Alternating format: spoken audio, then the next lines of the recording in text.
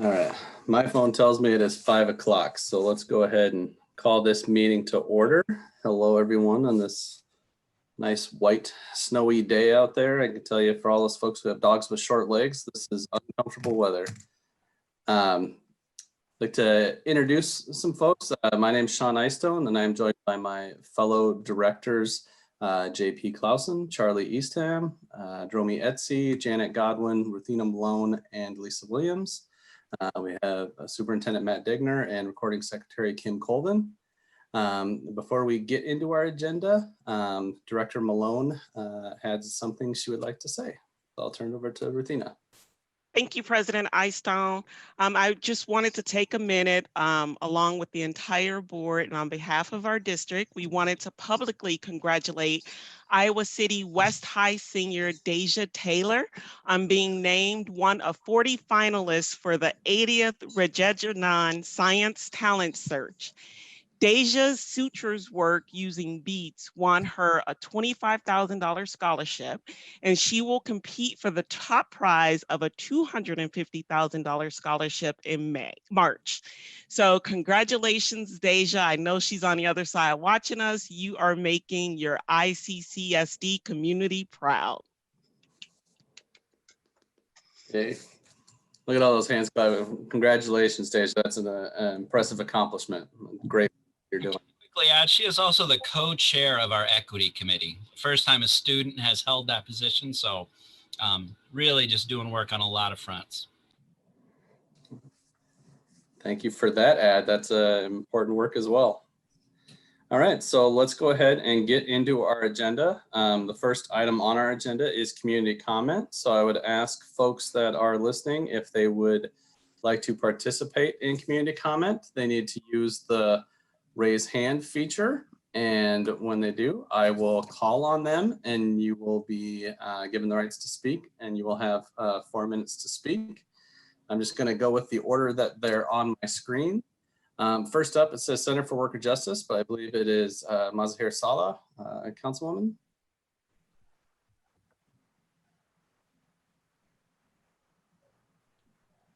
Yes, 1 second. Yep.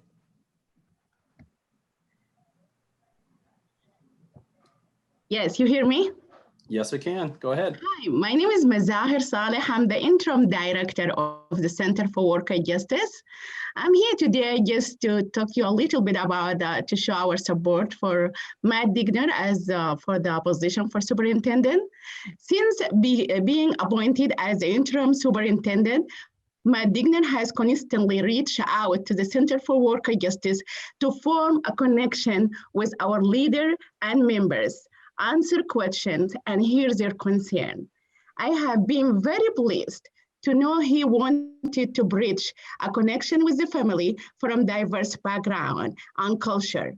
This is essential for addressing the serious challenges facing low-income immigrants and Black families in our community. Here at CWJ, our family are really struggling to work multiple jobs, providing opportunity and help their children in spite of barriers such as language, transportation, internet access, and structural racism. As a superintendent, I feel hopeful based on our interaction this year that Matt will continue this conversation and view parents in our network as the partners in finding solutions to complicated challenges their students have or face. Matt has shown compassion and dedication to the students and family of the community. I support Matt's selection for the position of superintendent and looking forward to continue working with him to make progress so that all our students can thrive. Thank you. Thank you, Mazahir. I appreciate that. Kim, next up, we will have Dina Bashara.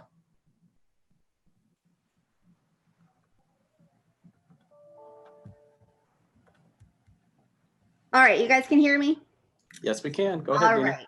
So we are updating our seclusion and restraint policies, as you know, and documents to reflect changes to the state's Chapter 103 revisions. And I think this is a really good time for us as a district to revisit the issue of seclusion and restraint as a whole. Guess in your heads how many times students were restrained and secluded in the 2018-2019 academic year. 50 times?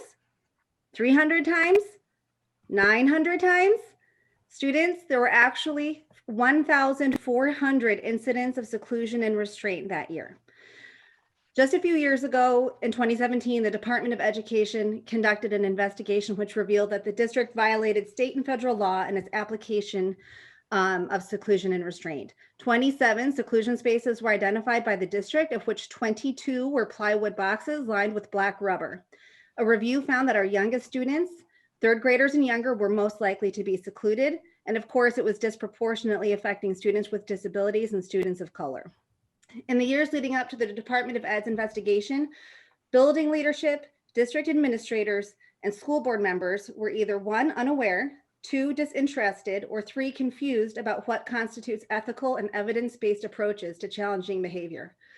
Defensiveness was and continues to be a common refrain. You don't know what it's like to work with these kids. We're doing our best, as are false choices. So we should just let certain kids run the classroom, where teachers and children have to be safe. We do know what it's like. We know everyone's usually doing their best. And of course, classrooms need to be safe spaces for all. But considering both our history and our current reality, can we all agree to dispense with defensiveness and inertia? Can we agree that it serves no one?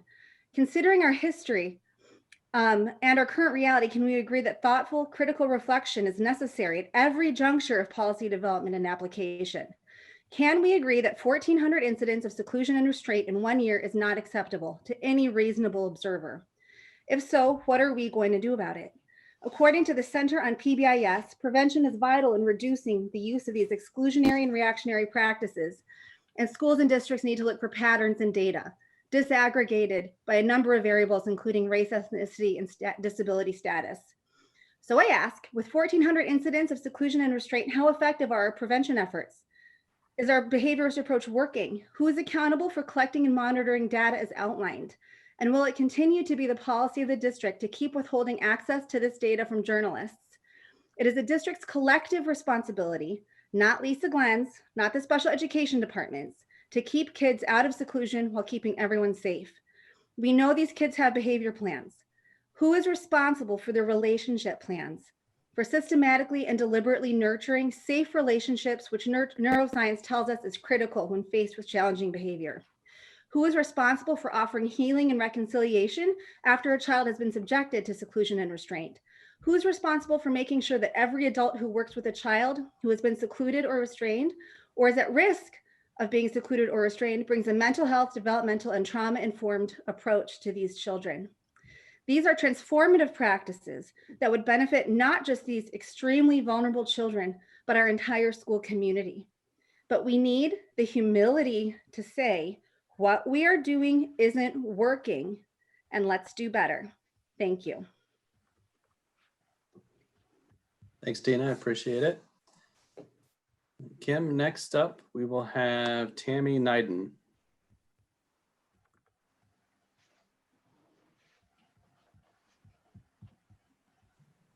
Thank you. Can you hear me?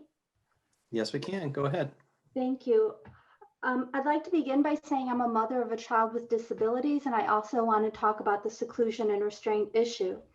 Let me begin by saying that all seclusion and restraint is child abuse and causes institutional trauma for the child's caregivers, and the other young student witnesses to the regularizing of abuse of power in their community.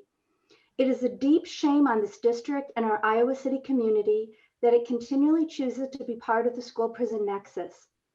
Our district's continuing use of this and other punitive policies must be called out for the racial injustices and disability injustices that they are. The perceived need for seclusion and restraint itself is a symptom of systematic and structural problems with the district, its paradigms, and its practices. Back in 2017, it was a well-covered fact that the news media that the Iowa City School District seclusion rooms, quote, were predominantly used among students with disabilities and disproportionately among Black students, end of quote. In the 2013-14 school year, 93% of students placed in seclusion had disabilities, despite making up only 11% of the district. 39% of secluded students were Black, despite Black children making up only 19% of the student body. Despite civil rights audits, media coverage, and parental activism, the district has continued these brutal practices. As Dina mentioned, in 2018 and 2019, using seclusion over 1,400 times in 1 year. These disparities extend to other punitive practices. For instance, Black students in Johnson County lose 9.5 more days to suspension than white students. Students with disabilities lose 7.3 times as many days to those without disabilities. And these Johnson County numbers are worse than the rest of the state of Iowa, it should be noted. These numbers are signs that the diseases of white supremacy and ableism plague our practices and thinking as a district and community. Our responses to these diseases have been patchwork, inconsistent, and inadequate. The first principle of children's mental health justice is recognizing that children's mental illness exists and deserves proper health care and support. The second principle is recognizing the trauma caused to children by institutional and systemic adverse childhood experiences, or ACEs, such as racism. Make no mistake about it, seclusion and restraint is an institutional ACE, a trauma inflicted on children by school districts like ours.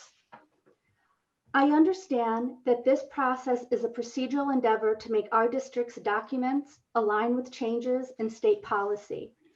But this is an opportunity to do more than just say our district thinks child abuse in a particular format is acceptable. It is an opportunity to refuse the practice altogether and make a public commitment to robust, systematic, and consistent mental health and anti-racist policies going forward. Please do the right thing, fight for children's mental health justice, and insist that our district will no longer be part of the school-prison nexus. Thank you. Thank you, Tammy. Kim, next up we have Norm Miller.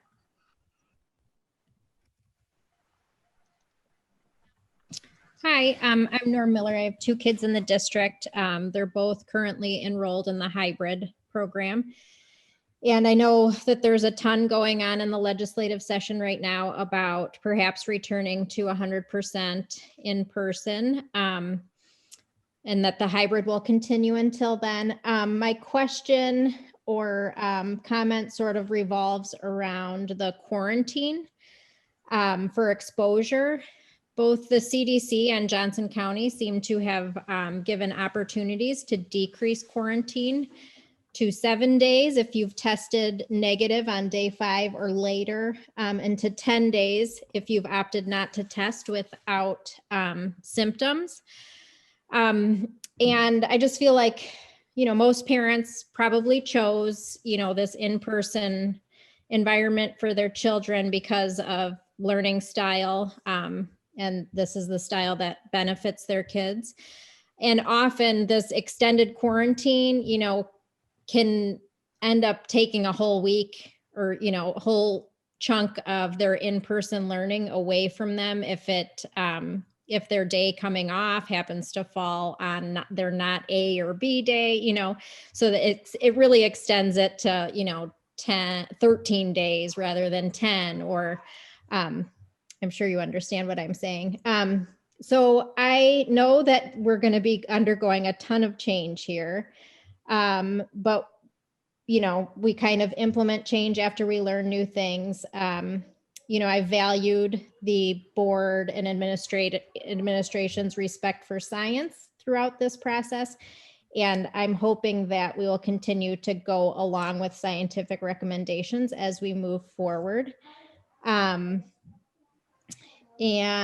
I'm guessing that the metrics will be updated as we move through our progression here. And that's pretty much it. Thank you, Nora. I appreciate it. And next up is Heidi Pierce.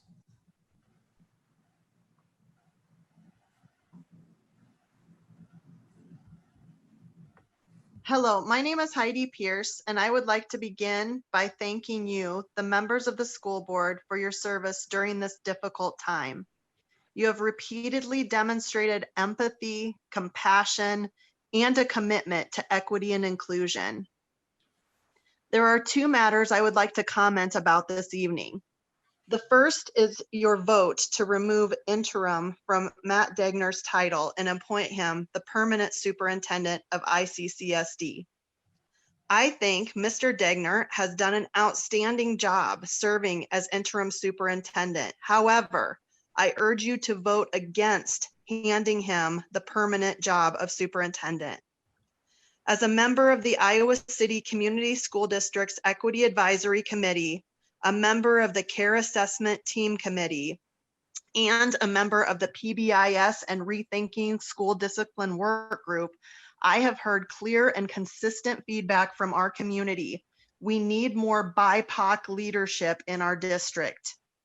In letters from a Birmingham jail, Dr. Martin Luther King Jr. wrote, quote, "Frankly, I have yet to engage in a direct action campaign that was well-timed in the view of those who have not suffered unduly." While initiating a nationwide search for our district's next superintendent in the midst of a pandemic may not seem well-timed, I assure you the time to consider applications from Black, Indigenous, and people of color for leadership positions in the district is now.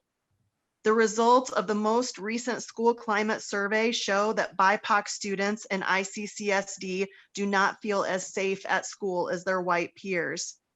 Furthermore, Black students are disproportionately impacted by punitive disciplinary practices. Less than 20% of ICCSD student body are Black, yet Black students make up 60% of those who receive office referrals and suspensions. Perhaps Mr. Degner is the most qualified person for the position of superintendent of ICCSD. If he is, then the search committee would hire him for the position. To ensure equitable access to leadership positions within the district, we must conduct a nationwide search that allows people from oppressed groups and marginalized communities to apply for the position of superintendent of ICCSD. The second issue I would like to address is your vote regarding the Iowa State Board of Education Rules 281 IAC Chapter 103 regarding corporal punishment, physical restraint, seclusion, and other physical contact with students. These rules are intended to reduce harm to students who are restrained and secluded at school. They are the minimum protections offered to students in public schools in the state of Iowa. I implore you to do more than simply vote yes to implementing these rules in ICCSD. Instead, we need to stop restraining and secluding children in the district effective immediately. Dr. Martin Luther King Jr. wrote, quote, "We know through painful experience that freedom is never voluntarily given by the oppressor. It must be demanded by the oppressed," end quote. Please consider his words as you decide how to vote tonight. Data revealed 1,400 incidents of seclusion in the district in 1 year. You may not be personally impacted by restraint and seclusion, but you have the power to stop this barbaric practice that impacts so many of our most vulnerable children. Thank you for your consideration. Thank you, Heidi. Appreciate it. Next up, it just says Poppy. So Poppy, if you could give your full name when you come on, that would be great. Hi, my child is a student of ICCSD in elementary level, grade 3, and he's currently enrolled in online only program. Just for complete disclosure, I wanted to mention it. And first of all, thank you so much, all the board members and each and every staff of ICCSD community for doing such a fantastic job in such a difficult time. Actually, I have kind of a comment rather than anything very specific related to Return to Learn program updates. So it seems like there is a possibility that 100% 5 days a week school structure might be back. I don't know, like I just think it's a possibility. And related to that, as by now everybody knows beyond doubt that COVID-19 is majorly airborne. So I was wondering whether ICCSD has any plan or proposal to update or the HVAC system or the air purification system modification. I don't know the exact technical terms, but it seems like more air purification so that less spread is a possibility in closed buildings. Like it's essentially nobody can open a window, even if a class has a window. So I was wondering any things. I know HVAC upgradation or more regular or more frequent maintenance, cleaning, filter change requires a lot of money. Everything is funding related. But is it possible to get any COVID-19 related funding? And I'm not sure if my comment is very specific, but I'm sure every one of you are getting the essence of it so that the spread can be minimized, because 6 feet distance maintaining in a 500 student school is impossible. So is the board members or the related officers or experts are considering anything from this regard, especially for older buildings? So that's, I just wanted to mention. And thanks you all once again. That's all. Thank you. All right. Thank you very much. I appreciate the comments. Kim, that looks like that was the last one. So, oh, no, Annie Tucker just raised her hand. So if we can get one more. I thought Annie was going to speak tonight. So, Kim, if we get Annie back on, that'd be great.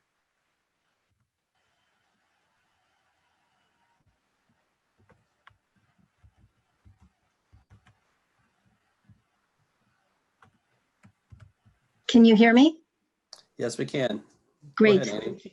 Thank you. I do also want to thank all of you on the board and all the teachers and all the staff and administrators for all you have been doing for nearly a year in particularly challenging times. Thank you. And I hadn't read the agenda to be aware of the other issues, but I do want to also say that I'm against the seclusion rooms. I actually witnessed a family friend going in and coming out, and I also agree with the national search. I really appreciate what Matt is doing and reaching out to really our whole community, and yet I think it's I agree that having BIPOC leadership is important as well. And now maybe I don't have as much time as I wanted to cover what I came to cover. I just want to share a couple of things that I've heard from folks and then talk about a couple of ideas I have. I've heard more than one teacher of color say that students of color come to them with concerns about a way another teacher is treating them or talking to or about them. And the teachers I was talking with felt like there wasn't leadership in their building or a clear process for how to deal with this, and they didn't feel comfortable going to the teacher. So that left this teacher and the student feeling a million things, including, will this just continue? How would this stop? We've all read Instagram posts from our students about things that shouldn't be going on or being said in schools. And I also heard secondhand that one of our students said that a lot is being done, but it doesn't feel too different. And our stats sort of reveal that. I'm kind of going a little faster than I thought. One thing, I have two ideas. You guys have been thinking about what to do to make things change faster. And I have a couple of ideas. One, I think one thing that's missing is rock solid leadership on these issues, so that there has to be a message, as the Iowa City Public Library Director Ellsworth Carmen said, when there's change going on, he said to his staff, you're either on the bus or you're not. I think we need to make it very clear to our employees they're being trained in what is appropriate ways of talking to and dealing with kids and people not like them. So they have a choice. And if they're not doing that, they need to be held accountable. And so, for example, if a teacher who speaks and acts inappropriately and doesn't change is simply moved to another building or given a change or a raise in position, it sends the message that inappropriate behavior doesn't matter, it's acceptable, or worse, that sometimes it'll be rewarded. And it sends the message that some people are more important than our commitment to all people. And those people who don't seem to have consequences, if they are white with long-term relationships in the district, we're sending the wrong message as we're trying to dismantle institutional inequity. And the thing is, these actions, when they happen, are visible to many and affect the morale and behavior of teachers, students, families, and the community. So I wrote you guys a letter, so you've heard more about this. The other thing I want to encourage is that you fast track implementing restorative justice in circles in the schools. I sent you some information on that, and it addresses all the things that we've been tracking, all the inequities we've been tracking, and it creates a different climate and a feeling of connection for this, excuse me, for the students. So we have people you can hire that are already on staff, and I encourage you to do that. Thank you. Thank you, Annie. I appreciate it. Kim, it looks like we have another hand raise. It says Carrie is the name. Yes, I'm a local parent who's also a medical worker here locally with a child with disabilities. And I do not agree with the seclusion and restraint that the ICCSD is possibly bringing back into place. I feel that this is disruptive to the children, and we need to look further into the reasoning behind the behaviors and step it up a notch, because as in the medical field, which we can learn a lot from, we use as minimal tactics as possible, try to disengage the behavior and find alternative methods in order to improve the situation before restraints or as such seclusion is being used. And so I feel it can be more detrimental to the child, and that we need to have a different way of thinking since times have changed in order to see what we can do to help the child not have those behaviors occur and what's actually the cause behind the behaviors, and also include the parents and have a team approach to it so that it's the last resort. Also, another concern I just hope that ICCSD is taking in consideration is, yes, the percentage of numbers of students that have had COVID-19 have been minimal, and I think that's greatly due to the efforts of the district and the teachers and the schools. But we also need to take in consideration that is not with the full amount of students back in the classroom, and that we need to make sure that we try as much as possible to up the efforts for social distancing to keep them safe, because in the end, we'd like to have all the kids back, but we also don't want to do that at the expense of their health and safety. So, and a great thank you to all the teachers and everyone in the district. This is a very difficult time for everybody, but we're all in this together, and we can work together to have a great outcome. Thank you for your time. All right, thank you very much, Carrie. All right, and with that, Kim, I think we are ready to move into the next item on our agenda, which is the approval of tonight's agenda. So I would entertain a motion. I move that we approve tonight's agenda. A second, Charlie. All right, ready to vote? Online voting is open.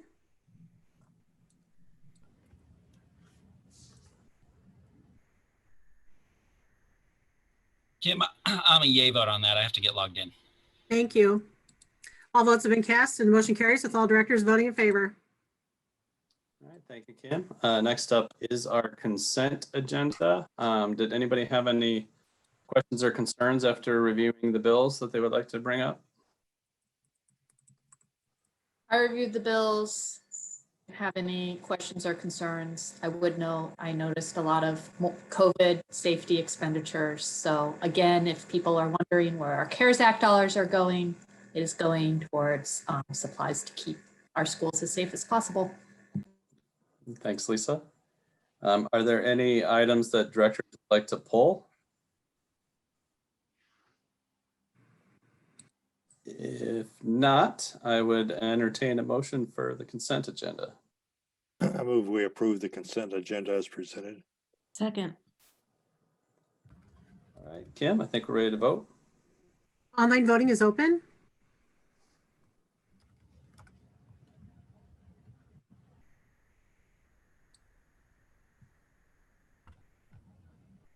All votes have been cast and the motion carries with all directors voting in favor.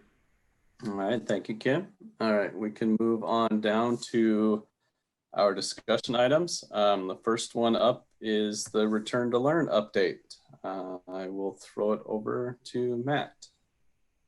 Sure, thanks, Sean. Good evening, board and community. So tonight with Return to Learn, there's probably a couple large components that we'd just like to highlight or give you a chance to ask any clarifying questions about as we're working on it. One, of course, is the 100% option that's been introduced into legislation at the Iowa State House.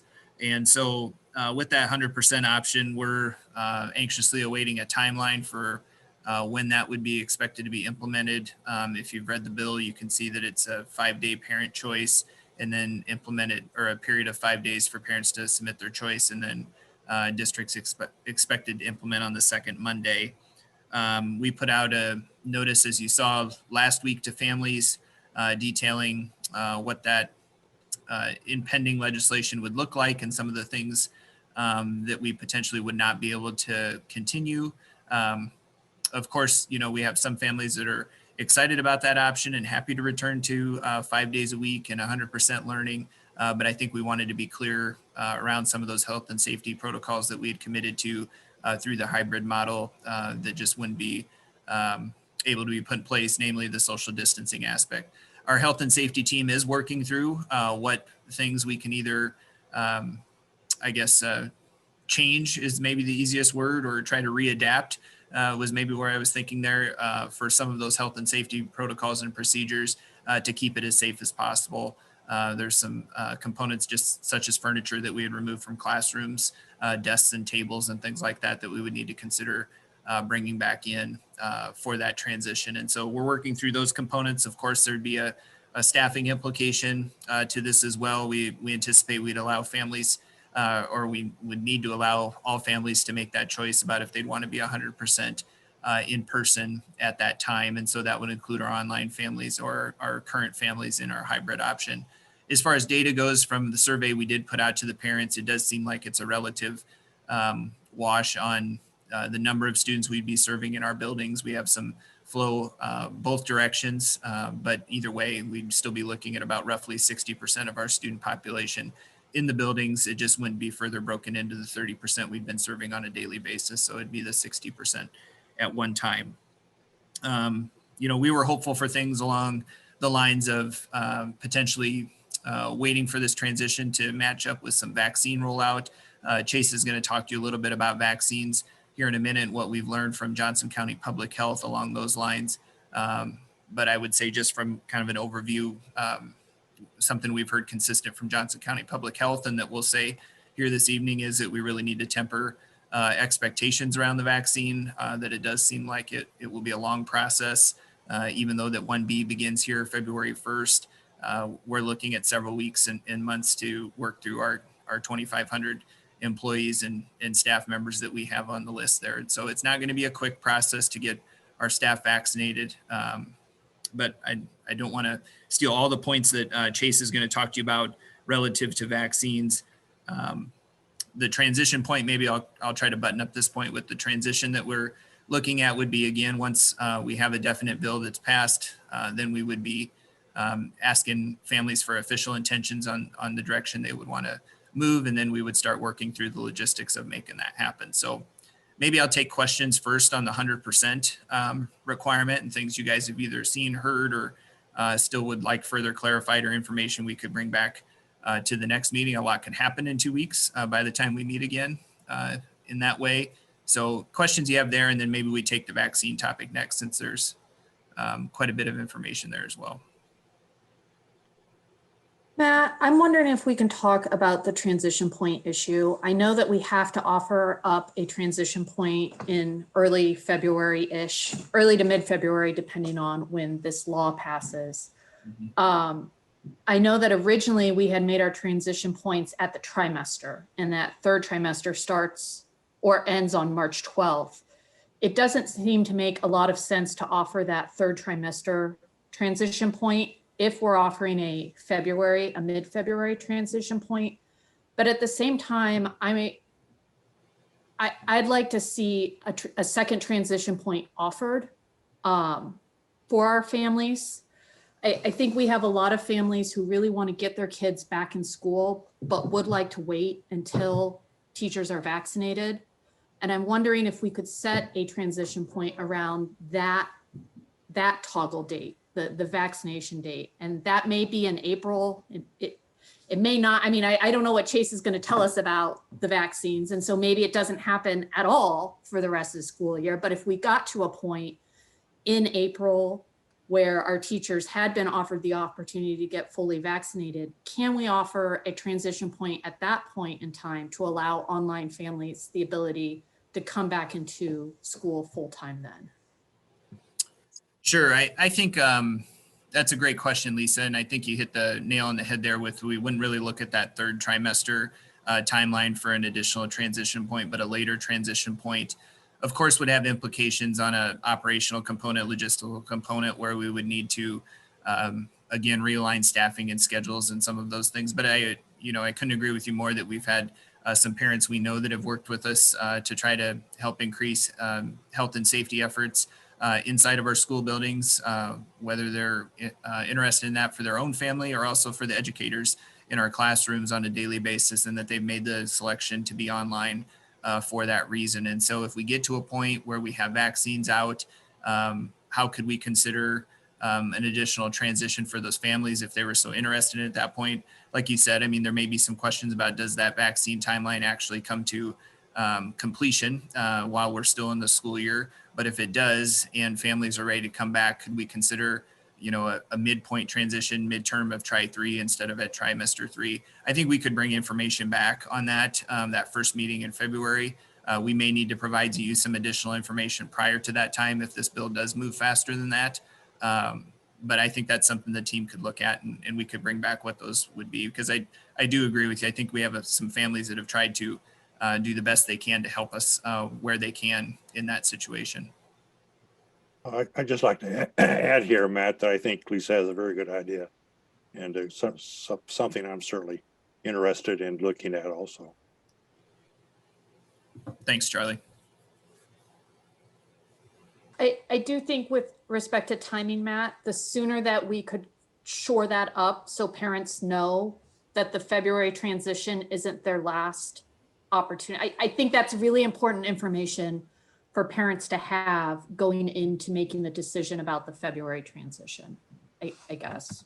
So essentially, if they knew when we asked them at this point that if we were going to consider another transition period later after vaccinations, that they may elect to stay online in this component, or may move the online in that component if they knew another one was out there at the completion of vaccines.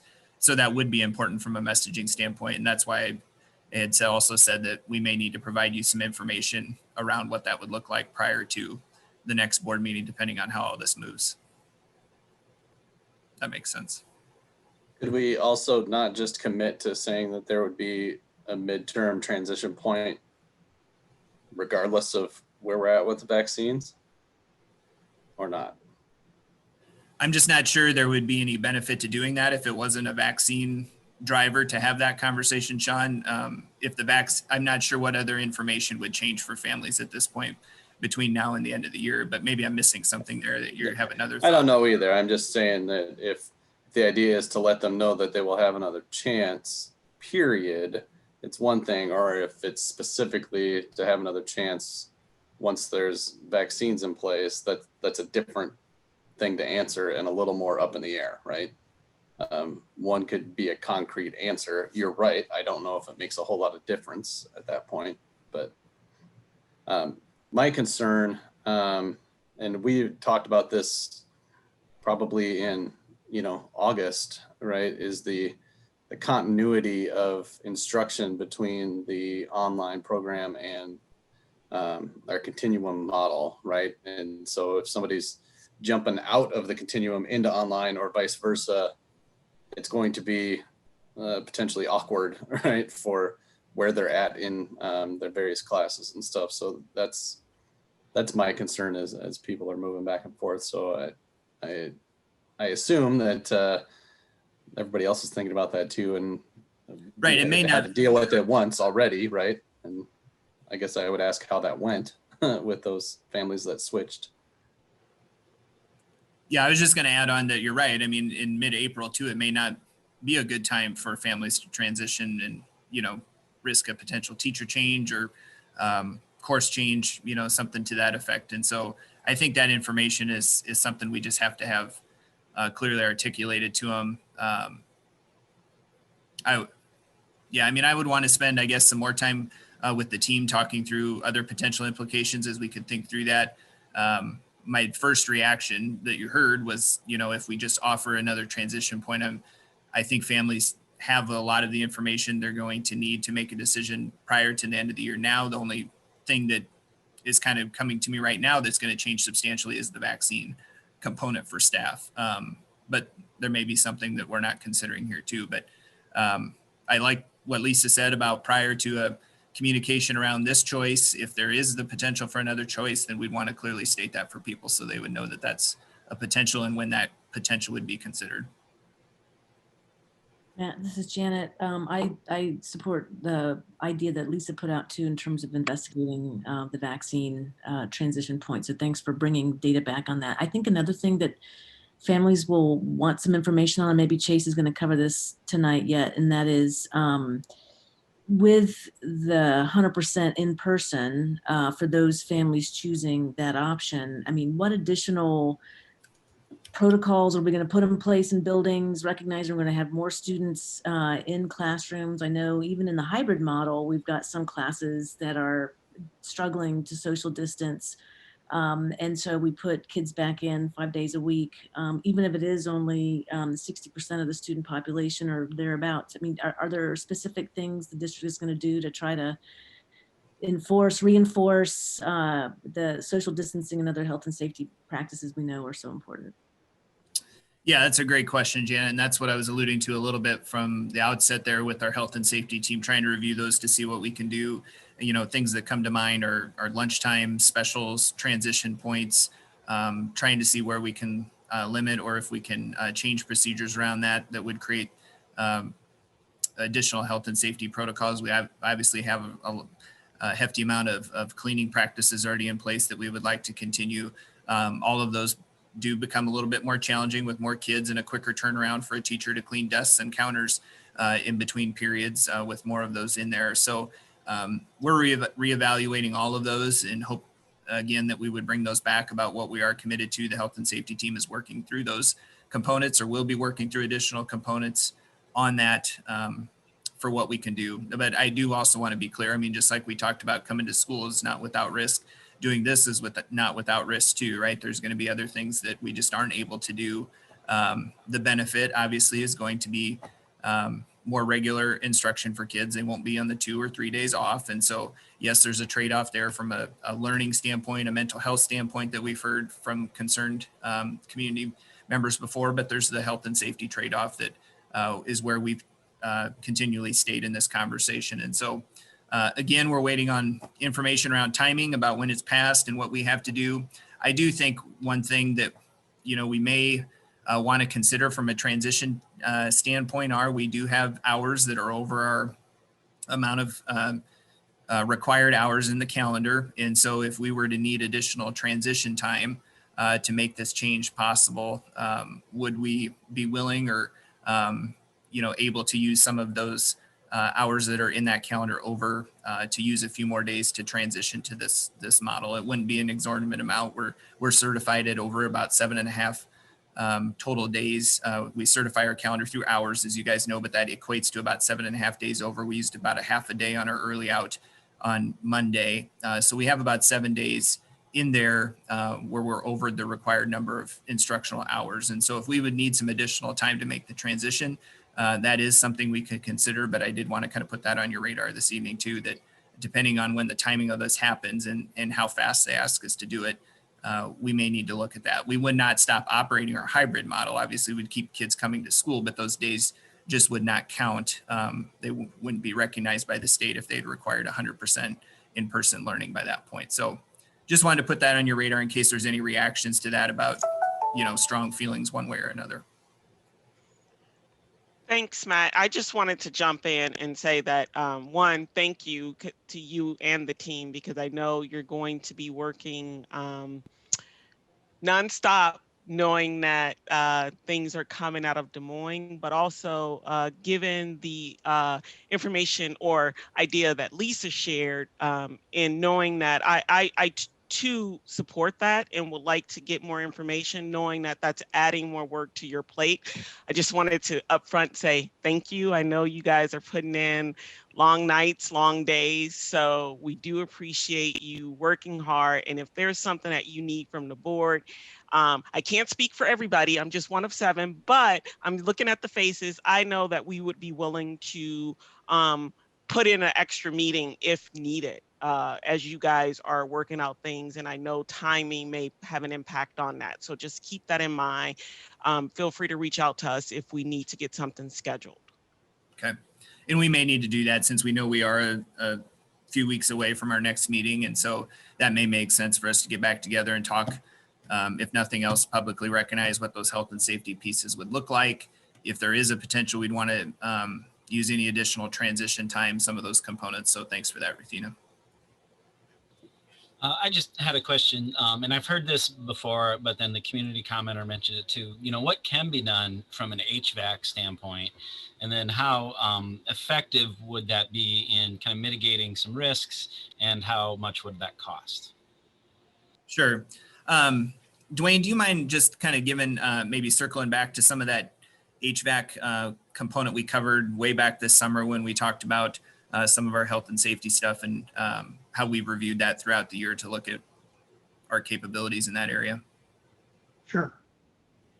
We looked at the number of air exchanges per hour in our buildings, and with the exception of City High that's under construction and maybe one other one, we surpass the minimal recommendations of the CDC for the number of air exchanges, filtered air exchanges per hour per classroom. So we're doing really well there. One other recommendation the CDC recommended was to increase the filtration rate of our filters. In other words, we're at what we call a MERV 8, MERV 9, and they were talking MERV 13. Not to get too technical, but that creates a lot of resistance, and most of today's equipment would have to be redesigned and rebuilt to handle that amount of drag on the air ventilation system. So we've chosen not to do that. But short of that, we exceed the ventilation requirements. Most of our classrooms are from 7 to 10 air exchanges per hour. The larger rooms, not quite so many, like the gymnasiums and media centers might be 3 to 5 times per hour. But in general, we're in pretty good shape with our students in our classrooms, and we don't recommend opening windows. Even into a day like today, I know some people would like to do that, but it's no need to do that. And again, the exception I know for a fact that City High and possibly one, maybe 2 other that are under construction are not quite up to par yet. Does that answer your question? Yeah, thanks for that. Yep.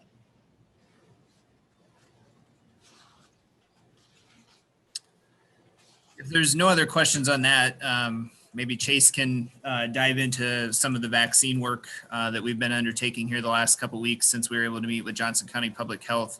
I believe that was last Tuesday, and they talked to us a little bit, like I mentioned a couple times, that February 1st timeline, but also encouraged us to temper expectations around the amount they're receiving and how fast that might go. So Chase, with that, I'll hand it off to you, and you can kind of give the high points there. Sure. Good evening. Nice to be with you all this evening. And Matt's right. We are beginning our vaccination planning, and board members that were on the legislative call on Friday afternoon, we talked a little bit about this, but the window for the 1B group opens up on February 1st. And per the Iowa Department of Public Health, educators are in what they're calling the top tier of the 5 tiers they have within that group. Matt has mentioned it a couple of times, but it's worth reiterating because it's the chorus we continue to hear from public health, is that we need to really talk about patience as the vaccine rollout takes place. While the window opens on February 1st, they made it very clear that we should not expect that all of our educators, or even the majority of our educators, will be vaccinated within the first 10 or 20 days. That doesn't sound very optimistic. However, we're trying to take the necessary steps to make sure that we're ready and in a position to offer the vaccine as soon as possible once we are notified that we have vaccine available from Johnson County. And so last week, we sent out a kind of a preliminary interest survey, if you will, to see where our staff was on getting the vaccine. And then actually just this afternoon, we launched our formal intent form to have staff reply to us about their intent to get the vaccine once it's received. We pushed send on that about 4 o'clock, and we already have over 1,000 responses back from staff. And so staff are obviously clued in and very keen and very interested and excited about this opportunity. And so right now, really our goals are to put ourselves in a position to be ready when vaccine is available, to be proactive, to continue to work with Johnson County and our other partners in the community to make sure that when that happens, we can get as many of our staff members vaccinated as quickly as possible. And so, and also be transparent. We don't want to overpromise because, again, people are anxious, they're excited, but we also want to make sure that we respect everybody's positions on getting the vaccine. And so the more information we can provide and the more upfront we can be about it, we will. Lisa, to the point about a potential transition window later in the spring, the only thing I would add to the comments that Matt made is that I think we would look at that maybe, or probably in terms of the language that Johnson County Public Health is utilizing. I liked it when you asked your question, you said made available to staff, because one of the things that we've learned in the last couple of weeks as we've done this work with Johnson County and actually gone and visited the Mercy site to see how they're running their clinics, or talked with folks at the university, is this is considered a medical procedure that they provide them medical paperwork to fill out. And so we would consider that private confidential information to each individual staff member. And so I just want to clear that up to their staff that are listening. It's not like we would go out on a certain day and say, Miss Williams has the vaccine, so kids in her class, you know that she's vaccinated. We just don't feel like we're in a position that we can do that. But utilizing language like it's been made available to all staff, or Johnson County's now opened the window to tier 2 of 1B, knowing that that means that all of our staff have already had that access to it. I think that's how we would have to look at something like that if we wanted to do that. Because again, I know there's lots of support across the district for individuals to get the vaccine, but we do just want to make sure that we respect those privacy rights of every individual when they do that. And so we'll provide the board as much information as we can and let you know when people are being eligible. We also want to ensure that we respect that piece as well. So that's a broad overview, and I will take any questions that the board currently has. Chase, this is Charlie. How many? Who's actually going to do the vaccine administration? That's a good question, Charlie. And we've had a lot of conversation with Johnson County about that. They've provided school districts the opportunity to designate as what they called closed pods, or points of dispensary, where we could actually dispense the vaccine ourselves. And so we've considered that, and then it would be administered by our nurses and some volunteers that might come in and help us with that. There are a number of loops that we would need to, not loops. There are a number of hoops that we need to complete at the state level to make that happen. And so we're exploring that option. We're also exploring some other possibilities of partnering with somebody in the community to do that. And so we're not 100% sure on who's going to administer it right now, because really we're still working out the details with Johnson County. They were going to get back to us with information as they had it. I know that they spoke a little bit at the Joint Entities meeting last night, but we're leaving all the options on the table to try to find the most efficient way to get our staff vaccinated. So there's a chance it could be a combination of different providers. But I think one good point to make is that what we have lined out with Johnson County is that we would take on some of the administrative piece on the front end so that our employees didn't have to go searching or try to sign up on wait lists to get on a list to get the vaccine. We're going to do all that communication on the front end and collect all that information so that when they become available, whether it's through us or through a pharmacy or through a hospital, we can then make that connection for our employees to take some of that, those middle steps out of it for them. 2 questions, Chase. I read that school nurses in the Cedar Rapids School District were able to get vaccinated because they were considered healthcare workers. Have our school nurses, have any of them been able to access vaccination as healthcare workers?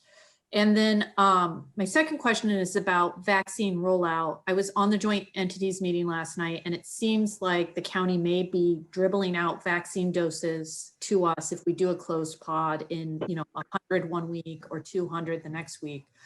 Are you going to set up a hierarchy of teachers of who can access the vaccine first? And what I'm asking for is, I think the science is pretty well established that the older the students are, the more the more likely they can spread COVID. And so are we looking at vaccinating our high school teachers first and then moving down, and teachers who teach only online kind of waiting for them at the end, or what's the plan there? Sure. So yes, on your first question about the nurses, about ability to access, again, that goes back to the, I can't really speak in any more specifics than that. On the second piece, we are starting that process, Lisa. We've been provided guidance from the Iowa Department of Public Health. We've been provided guidance from the CDC, and we provided guidance from Johnson County Public Health.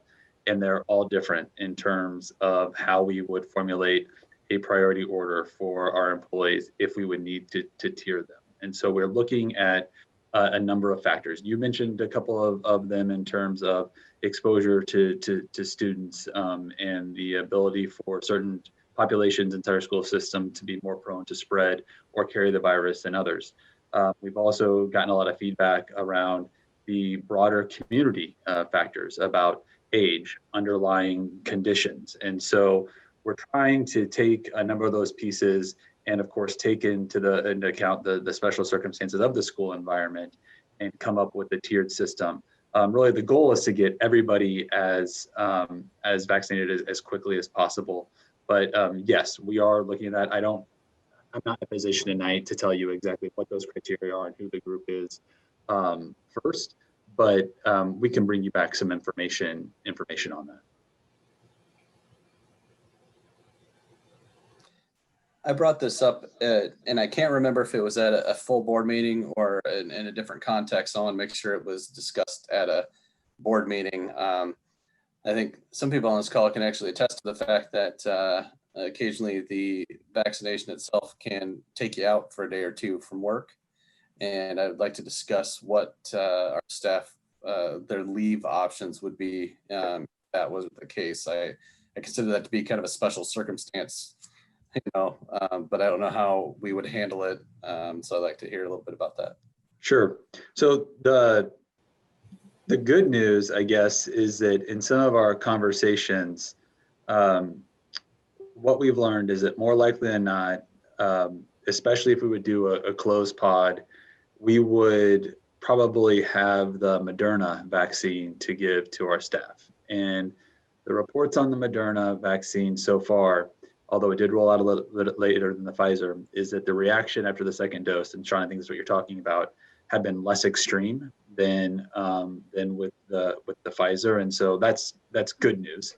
But your point is still well taken. And we're working on that. Obviously, if people have to leave the school site to go get the vaccine, we're not going to make them take leave. And then if they would become ill or have to take a day, the day of the vaccine or the day after, we don't have it coded in the system yet, but that we'll code it in that we will not make an employee take a day of their own sick leave or vacation because they went and got the vaccine. And your question also triggered another thought in my mind, which I'm glad you brought up, is remember that it's not just one dose, it's 2 doses. And so as we look at running a clinic, why it would be beneficial, back to Charlie's question, for us to find an external partner in some ways is that we could be running a vaccine clinic for the next 8, 12, 16 weeks. And honestly, I mean, we're an education institution. And so it would be probably better if that wasn't something that we try to do. However, we are committed to doing that if we need to get our folks vaccinated. And so this first dose round, Sean, we wouldn't expect to see a lot of that, those effects. That's not something that's been really reported after the first dose. I think we'd be looking at that second dose and some of those impacts after that. But we will work with our individuals to make sure that they're provided the lead they need if they would have a reaction, so that they can get the vaccine and then recover and come back. And along with that, sorry, there's so many pieces to it, right? And then we talk about it and you forget things, and it's not just effective after that immediate second dose, and there's another 10 to 14 days, and again, that goes in those timing pieces along with a second potential window later to open up. And so just a lot of moving parts still, and we're trying to keep open communication with the county and then with our staff, so they know. We feel like the more that they know, even though there might be some wait, the better we position them to understand where we are in this process. Just a comment on that, and I assume this to be the case, but just that, a reminder that once folks are vaccinated, we still need to wear masks and distance as much as we can. And to Sean's point about that second dose, being someone who knows full well how much that can knock you out for a day or so, when we decide who gets it, are we going to stagger the staffing to kind of plan for that so we don't have too many teachers in one building that potentially could be out? Yeah, yes, JP, we are. And I wasn't going to say anything, you can share your own experience if you want, but that's another thing that we've talked about is you look at the tiers, but then you also do want to make sure that you're not vaccinating the entire second grade team from Grant or the entire social studies department at City. And so we'll have to keep those things in mind as well. And also, not knowing the numbers we're going to get each week. We've been told we might have a 5, no more than 7 day notice of that, kind of condenses that timeline. And so we have to work through some of those things as we move forward. But yes, that's something we want to do too. We don't want to do it all at one school at one point. And so try to look at a way that we can balance that. And one quick question. So for that leave time, if folks are taking the leave, is there a way we can code that and potentially recoup that through some sort of COVID relief? We can. These are questions I normally let Leslie answer, but I do know the answer to this one. With the second round of federal funding, leave related to COVID is available for us to recover, even going back to before January 21. And so as long as we code it the right way, yes, we should be able to recapture any sub costs that would be associated with that. And when we talk about staff, mentioning subs, we're not just talking about our contract staff. We actually sent the survey today to almost 2,500 people because we did include our building subs. We did include our bus drivers. We included the BASP staff that we had contact information for.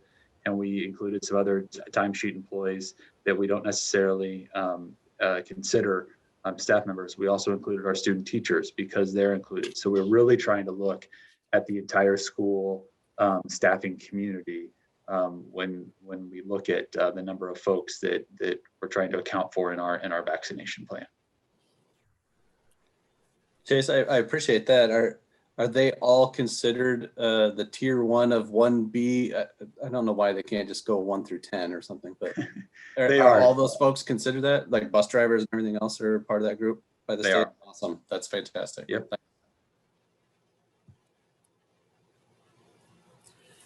So one thing, Sean, if I could circle back to, unless there's additional questions for Chase on vaccines, I don't know, maybe I shouldn't have cut that off. Did you guys have anything else? When we were talking through that 100% piece, I had a little bit more time to kind of process as we think here and talk about that transition. And so one thing which may cause this, like Ruthina was talking about, the need to get back together too, is just as we start to chart this out and we look, there would be a potential transition point for families in February, depending on, again, when the legislation comes through. We may work on some messaging to families about if they're okay waiting till the trimester from a transition. So that would happen in March. And then, you know, the consideration that was brought up tonight another time. And so just thinking through the rolling transitions and how that would work and how we might consider that. So want that to be on your radar too, that they wouldn't just have the February time, that we are still hopeful that maybe some families would wait until the trimester. And so I think we can give you probably a more comprehensive update once we look at that. We have some small working groups working on that right now and the benefits and challenges of that. And again, like we said, I mean, timelines are hard to predict right now. And Chase just shared the information on the vaccines, which could make anything in April or May challenging in that regard too. So just something else that came to mind as we were talking through that. So otherwise, Sean, I think that's it for return to learn items for us this evening, unless you guys had questions about any other components you'd like us to answer. I had one other question, just, you know, thinking about families, you know, who are considering the decision to transition, you know, do we have kind of comprehensive data on kind of throughout the system on just where folks are at in the curriculum? You know, if they're, you know, a family knows that they're going to jump in and the, either way, the online class or the in-person class is just not even close to where the other cohort is. I just think, you know, especially in some of our, you know, math, that could be real problematic. So I just wonder if do we know how close they are? Do we have any data on that? Is there any way to kind of gauge that? I just think that would be of interest to families making the decision. Amy, do you want to jump in on that one before I comment, or you just want me to take it? No, that's fine. Thanks for the question, JP. I think you're spot on about the difficulty in making that transition. And I would say that Dr. Schultz and I do on a regular basis still get requests even after the trimester changes, almost on a daily basis, for either going online or on-site still. And so we try to set a series of rules up in regards to that. But anytime you're making a switch, particularly at this time, you know, we can't ensure that our teachers are lockstep in pace with one another, dependent on the course that they're teaching. At the elementary level, we do have pacing guidelines that we try to adhere to, but there's, you know, teacher autonomy within that. So that is the difficulty. They also, of course, have been collecting grades in formative ways and summative ways along the way too. And so there's the other difficulty in transitioning from a series of grades that teacher has established with the student and then transitioning that over. It's not that it hasn't happened, because like I've shared, we have entertained some moves if they're fitting certain criteria, but it is something to consider. Thanks, Amy.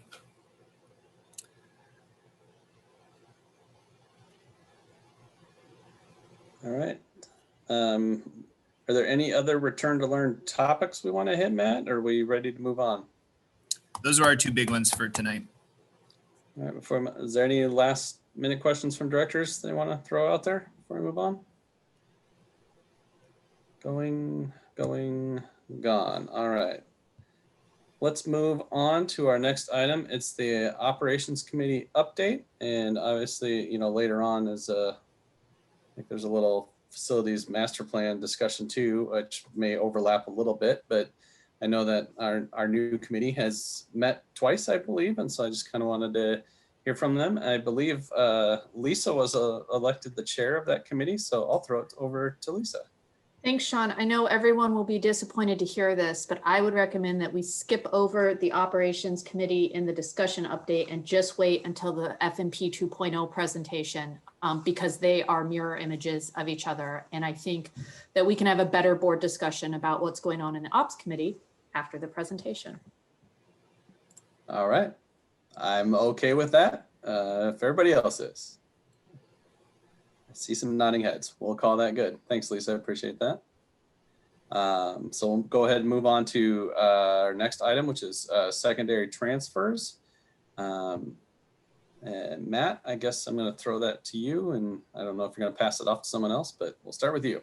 No, I'm going to take this one this evening. So I attached a document here to the agenda late today that just has some considerations, and I'll just, I guess, get out in front and say my general recommendation on this is we should probably not dive too deep into this this evening. There's a piece of the omnibus bill that could greatly affect what we want to do around transfers based on what the state decides or what the state rules in that regard, mostly around some of the eligibility considerations, ability for students to leave the district and take funding. And if we inadvertently make rules that would limit transfers within the district and make it easier for students to leave the district, that could have some negative consequences, obviously, for us inside the district. And so that may be the last bullet point I put on that memo to you guys, but probably the most important one to inform our conversation tonight.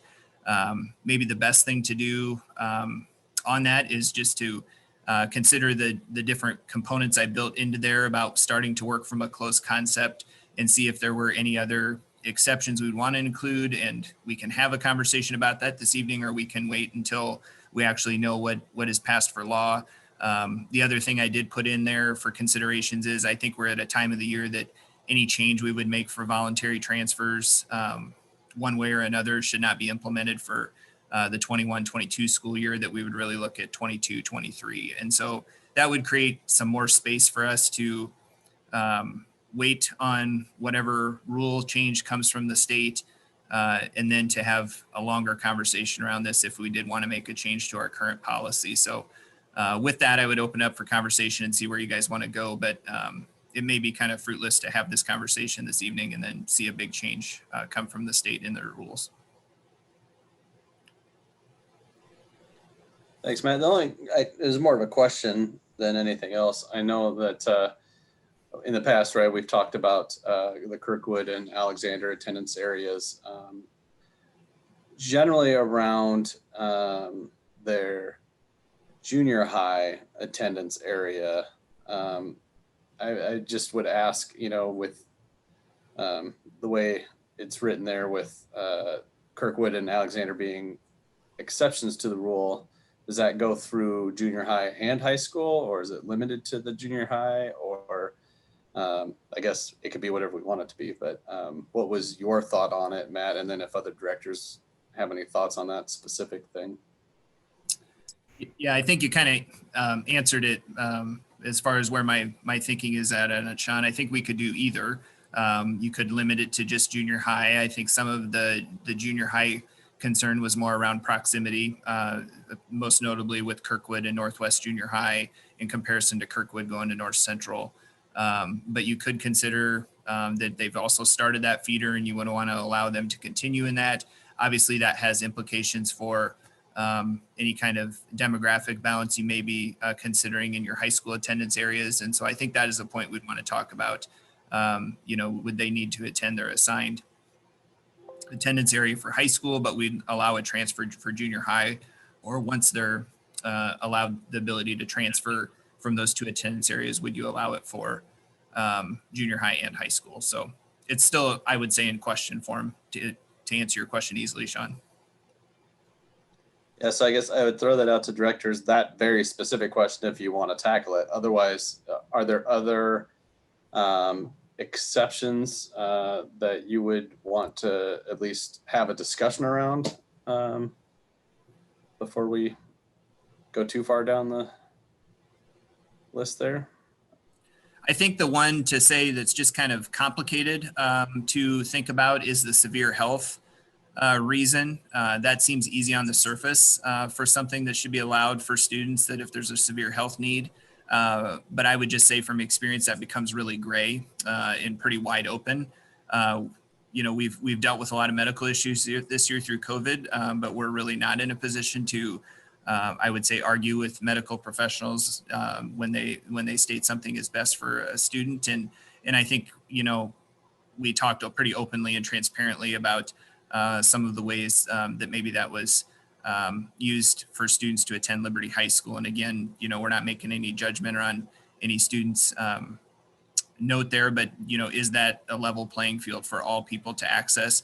But again, a severe health need that would be a primary reason for a kid to need a certain campus or certain area, that is a heavy concern. And so I think that one's just probably worth some conversation at some point about what parameters do we put around severe health? Are we able to put any parameters around severe health? But that one's maybe trickier than it appears on surface.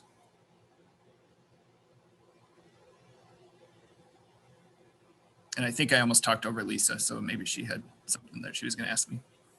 I was just going to say that I don't have a strong desire to really get into the meat of this until we see what the legislature does. I think that we risk spending a lot of our time putting something that we really like together and then having it all undone by Des Moines. So I'd prefer to wait and see how it plays out this legislative cycle and then maybe start tackling it this summer, especially if we're not making changes for the upcoming year.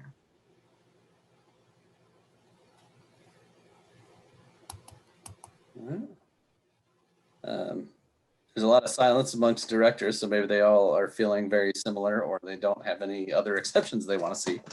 But I think that's a valid point to give it some time. The way they're fast tracking bills, we may know something sooner than later on that, so we can revisit that for sure. But I want to make sure that we keep it on our agenda so we can have the conversation with enough time to get it into place. I think it's pushing it off to the 22-23 year makes sense in that regard. So with that, let's go ahead and move on to our next agenda item, which is our equity update. Again, back to you, Matt. All right. Thanks, Sean. So yeah, this is our recurring equity update where we committed to this past summer about providing you guys monthly updates around those action steps that we'd committed to in those 5 areas for the district this year. And so the first 2 I'm going to provide just a real brief overview on, and then ask Amy and her team to expand a little bit more on the last 3 or provide any updates they'd like to share with you there. But the first one is the ombudsperson position. Of course, we know we've approved that role, and that person is slated to start for us at the beginning of March as they transition to us from the Dubuque Community School District. So we're excited about that and ready to welcome that person on board and get started. The other piece that isn't one of our action steps, so it made me think about that when we were talking about the ombudsperson position, is that you did also approve some moves tonight for Nick Proud to be Executive Director of Teaching and Learning, and Jeremy Tabor moving to HR. And so we will be posting and hiring a Director of Equity and Employee Relations. And so that is also an exciting piece for the district. And so we're looking forward to bringing that person aboard along with the ombudsperson position. As far as the other item I wanted to give you an overview on that we're still committed to having in place for the next academic year of 21-22 is a standard for our teachers and administrators in the area of cultural responsiveness and culturally responsive teaching. And so that work has not been one that has been as intense as some of these other areas that we've continued to provide you updates on this year, but it is something that we do have a plan and a target to accomplish before the end of the year, and an implementation slated for next year. So even though we haven't talked about that one as much, I didn't want that to lose importance or anybody think that we weren't still working on that piece. And so those were my 2. I would ask Amy and her team to talk a little bit about the professional development curriculum and the Rethinking Discipline group that has been meeting throughout the fall. Thanks, Matt. Good evening again, everyone. I'll take the PBIS and Rethinking School Discipline Work Group. So just want to give a shout out to Rathina for joining those meetings, and Lisa has stepped in a time or 2. So appreciate that. And I know earlier we congratulated Deja. We knew that she was in attendance tonight. She also has been serving on this work group. So she is busy and we appreciate her input. Last night we held our 5th meeting with the work group. 28 people attended. And we spent some time so far in our first 5 meetings reviewing data around student behavior and climate and culture data. We heard presentations about PBIS, restorative practices, and then Kate gave a presentation on the layout of the discipline protocols and procedures. We also then looked at the feedback from not only the work group, but the listening sessions, the public forums, and the stakeholder surveys. And then last evening, we wrapped up kind of the input piece by hearing about the input that the board provided last time we all met, as well as the Equity Advisory Committee. And we talked again broadly about our goals last night. And one thing I shared with the group was how it anchors back to really all 6 areas in our diversity, equity, inclusion plan. So I highlighted that for the group. And again, spelled out our why, our how, and our what with the work. But the meat of the meeting last night was really about revisiting the layout of the discipline protocols and procedures and how our administrators are utilizing that handbook.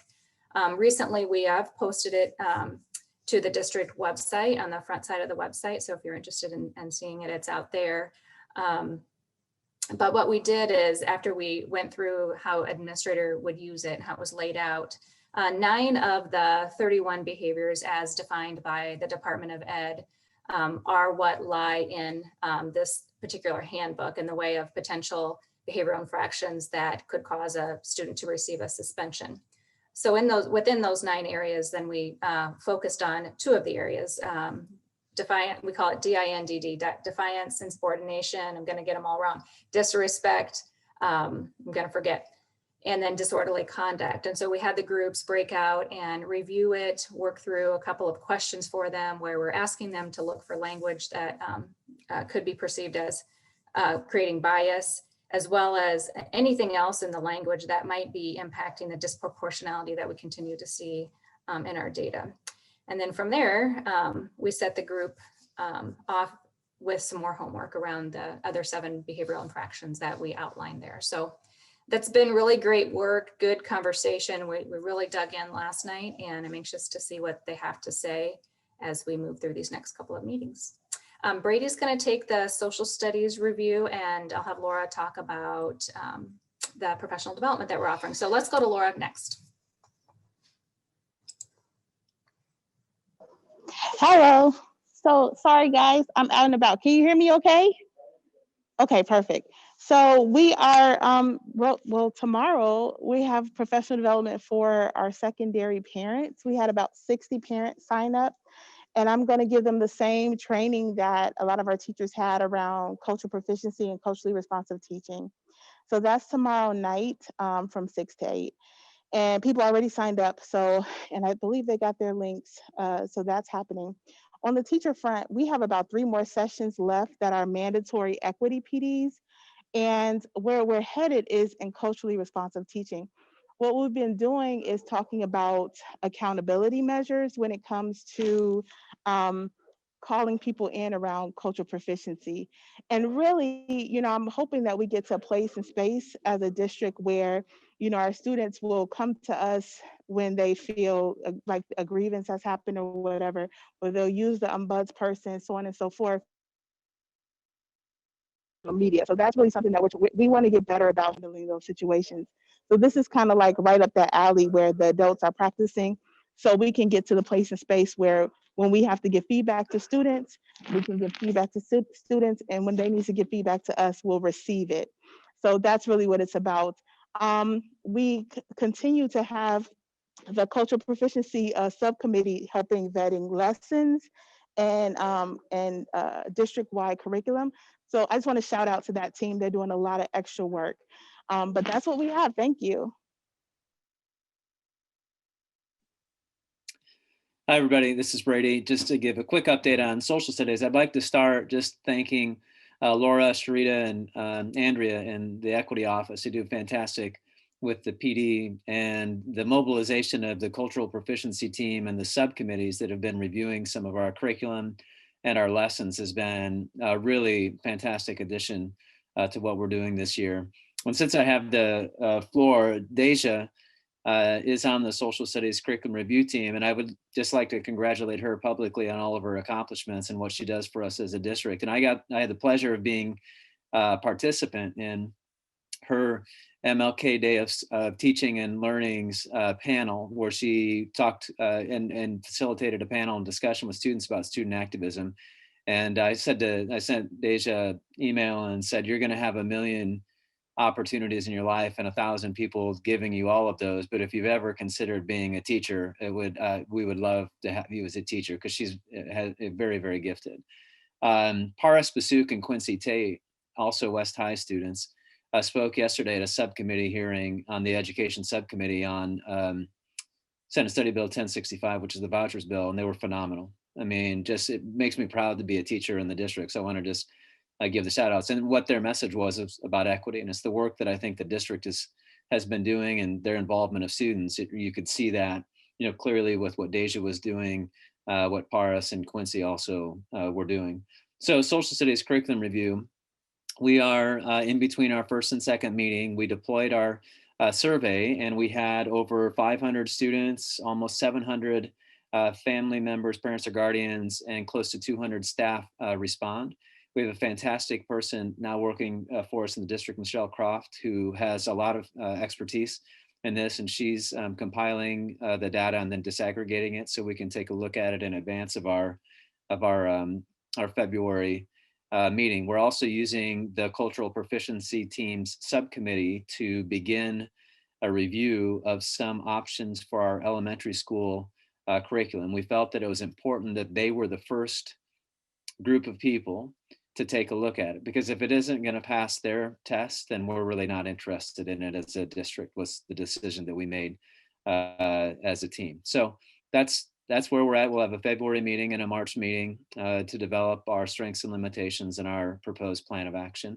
And then the work will be ongoing as well in reviewing and analyzing curriculum. Thanks. And if there's any questions, obviously, I'd take them. I do have a question, but it is for Matt. You bet. What do you got? But I do appreciate Amy and Brady as well. Matt, I know that we had comments and questions that come up about incorporating some religious holidays into the calendar, the academic calendar. I don't know if I missed an update on that. I was just wondering where we're at on that. No, you haven't missed an update. The rabbi and the imam and I have had a hard time syncing calendars. We have finally synced for Friday afternoon, though, and we'll have a conversation at that point about religious holidays. And then hopefully quickly after that meeting, we'll be able to bring you guys some additional information and recommendation about how we can improve our calendar in that way. So thanks for asking that. Thank you.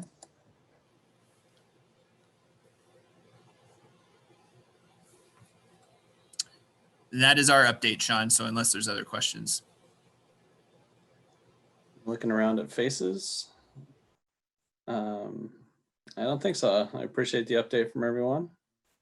I know that the parent training that Laura talked about, I know there was, I think that came up out of a DPO meeting or something that was brought up, and a lot of folks were very interested in, as a parent, how do I do a better job helping my student? It's not just all on the teachers. So I like the fact that parents were reaching out that way and that we're able to put that together. I think that'll be a big success. With that, let's go ahead and move on then. We have our presentation. We're gonna look at our CAFR. I'd just like to say the word. I don't know who's going to kick it off. Les, are you going to kick us off? Yes, thank you, Sean. And it's actually said CAFR, not to be too technical here, but these Ks, they're difficult for us all. First of all, I'd like to just start out by saying that thanks for the flexibility in moving this report around in your normal schedule. It's normally done in December, but the OMB, the Office of Management and Budget, that oversees the guidance on federal funds, did not issue the guidance related to the CARES funding until the week before or the week of Christmas. And so working with RSM, we had to modify our schedule to make sure that they had done a proper test for disclosing the proper items in the report. And all of the work was done correctly and according to that guidance. And so there was no additional work needed. And so it was just a wrapping up and getting this report to you. So thanks for the cooperation and for the board. I would also like to take a moment to thank all of the district staff that participated in assisting me with the audit and responding to all of the RSM questions and their testing procedures. So there's a multitude of people, so I'm not going to name names and the risk of missing somebody who was valuable to that effort. I'd also like to thank RSM for their flexibility and adherence to safety protocols in a COVID environment to perform an audit. If you've ever been around an audit, there's a fair amount of face-to-face and sharing of documents back and forth. And this was the most electronic audit I've been a part of, and I've been around it for over 30 years. And I see Chris shaking his head there. They're learning on the fly, just as we did with this procedure. So with that, I'm going to turn it over to Chris, who's the senior manager on this job from RSM, and he's going to walk through some of the highlights of the audit report or the CAFR for you. So Chris, the floor is yours. Yeah, thanks, Leslie. Like Leslie said, my name is Chris Kirprick. I'm a senior manager with RSM. And I just have a short presentation. I believe it's going to be brought up here. Just going over the financial performance of the district as of 6/30 of 2020. The agenda tonight, real short and simple. Just go over the financial performance, the compliance reporting that's required by the government auditing standards, as well as the Single Audit Act, and then our required communications to the board. The first slide is your revenue for all your governmental funds, your general fund, your capital projects funds, your special revenue funds. Total revenue did increase by approximately $3.3 million in the current year, or roughly 1.5%. Your local tax, that's your property tax dollars, did see an increase of 1.9% or 2% just due to increased evaluation. And then your state sources, that's all your state grant money, as well as anything else that comes through the state, increased approximately 2.6 million or 2.5% as well. The big piece of that is the state foundation aid that is formula based. All other functions you see here, your tuition, other local sources and federal sources, stayed relatively consistent year over year. Your federal sources are all the grant money that comes from the federal agencies, the Department of Education and so forth, to run those programs. The next slide is your expenditures by function. There's a lot of information on this, but this just shows the expenditures for all your governmental funds. Overall, they did stay relatively consistent at about $291 million. This was a slight increase of 2.5 million or 1%. A couple larger increases were in your regular instruction. That increased by 3.8 million, as well as kind of the darker pink is your operation and maintenance, and that increased by 1.9 million. A lot of these increases have to do with the increased enrollment of 268 students, I believe Leslie said, and 286 students in his MD&A and transmittal letter. So increased payroll and benefits related to that. Your capital outlay, those would be the capital projects of the district. The major ones included on those were the renovations to Mann and Lincoln schools, as well as the completion of Grant Elementary. That did stay relatively consistent with the prior year. And then the other big function is your debt service. Those are your principal and interest payments, scheduled principal and interest payments paid during the year on your bonds outstanding. The next slide shows the general fund balance by category. So in the general fund, you have non-spendable money. Those are items that are not at the discretion of the district. That was about 1.5 million in the current year, and that was mainly made up of prepaid items that the general fund did pay that they're waiting to use in the next current year. The red is your restricted. Those are restricted for purposes, mainly grant related, and we showed the to the right of that everything that's restricted and the purpose of those restrictions. That was about 2.8 million in the current year. The blue is your unassigned, or what the district can use for any purpose. There's no restrictions on it. That was roughly 6.9 million in the current year. That did see a decrease of approximately 3 million. And that was mainly driven by the expenses we saw on the previous slide. An increase of those expenses had an adverse effect on your unassigned fund balance there. Overall, your general fund balance did decrease from 14.9 million to 11.2 million in the current year.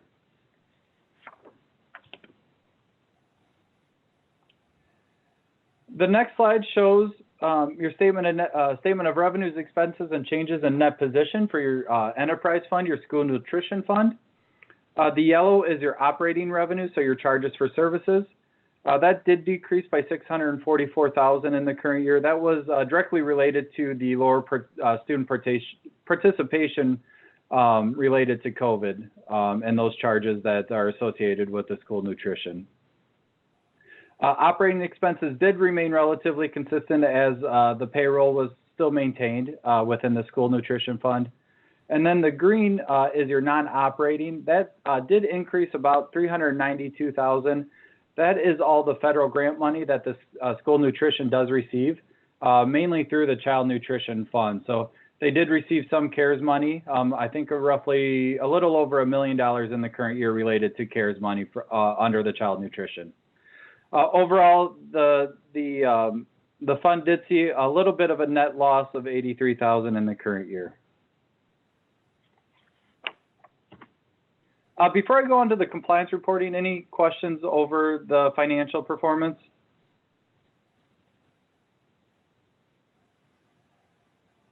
All right. So the compliance reporting, we are required to audit under government auditing standards. That's where we go in and look at the internal controls of the district. We don't opine on those controls, but anything of significance that we would find would be reported to the board through our required communications. In the current year, we did not find any material weaknesses or significant deficiencies to report. As part of state of Iowa reporting, we do look at state compliance. That is in the CAFR on pages 115 to 117. There's very specific procedures that we do over the state compliance piece. We did note 2 instances of non-compliance. One is every year non-compliance. It's just the certified enrollment. Each year the district certifies the enrollment. The state comes back and recertifies that, and there's always differences to report. That did result in a decrease of around 14 students. And then the other one was a new step this year. The state wanted us to look at 1099s filed with professional services. We noted 1 out of the 25 that we tested did not have a 1099 filed. So those are the 2 state or the non-compliances reported in our audit report. The next piece of the compliance package is a single audit report. Oops, sorry. That is where, since the district expends more than $750,000 in federal money, they were required to have a single audit under the OMB. And that is where we come in. We, based on formulas driven by the OMB, we develop audit procedures, and they tell us pretty much what programs we have to test based on expenditures. That program this year was the child nutrition cluster. That accounted for approximately 49% of total federal dollars for the district that was expended in the current year. That did receive an unmodified or clean opinion, and we did not identify any instances of non-compliance, so nothing to report within the single audit package. The last piece I want to go over is just the our required communications. We audit under generally accepted auditing standards. That's where we provide opinion on the financial statements. In the current year, the district received an unmodified or clean opinion. That's the best the district can receive. And that's just stating that the financial statements are free from material misstatement.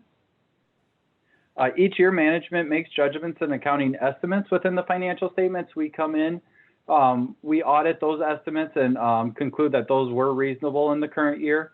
Those audit estimates are in the required auditor communication packet that's to the board.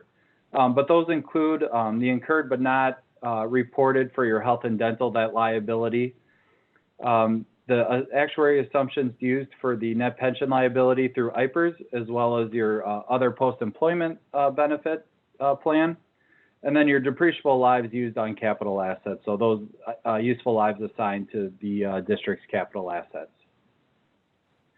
We did not have any audit adjustments.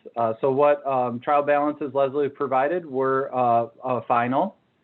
We did not. We did have one summary of uncorrected misstatements. Those are misstatements that are deemed not material to the district, and this was just a slight adjustment to the inventory in the school nutrition fund. We sampled several invoices. We found a minor error. We had to project that to our sample, so that resulted in about a $21,000 overstatement. So nothing material to that fund, and that will reverse in the next year.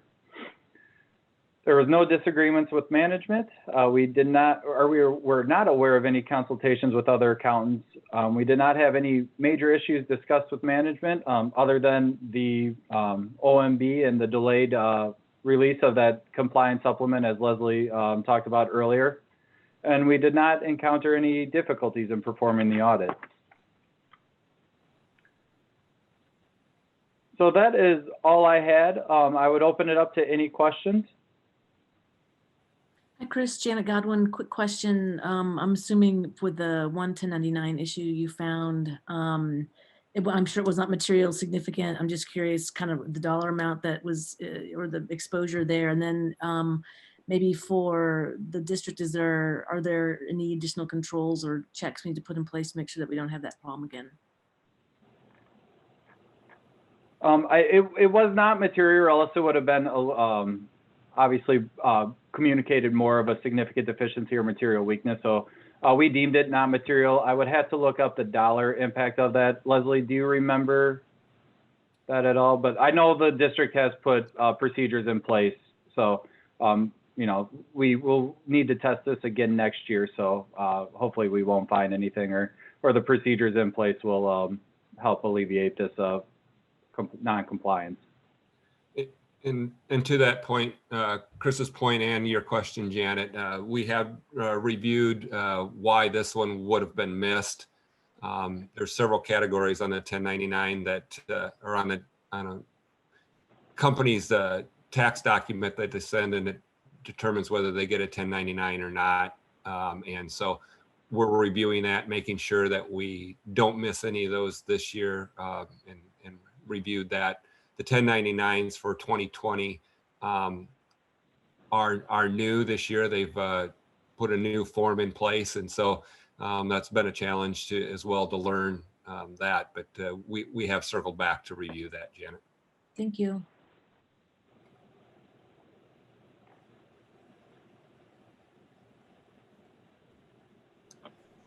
Just a couple. I would just like to kind of reiterate our appreciation for Leslie and his staff and everything that he's done. It was a crazy year, and like he said, we were learning to kind of audit electronically, remotely, and kind of a hybrid of everything on the fly. So again, I just really appreciate everything the district did for us and helping us get through this audit process as well. If any of the board members would like a paper copy of the 130 pages, we do have those available at the ESC. Whenever it's safe for you to visit us, you can pick those up from me. I can make those available. The electronic version will be posted on the district website this week under the business office.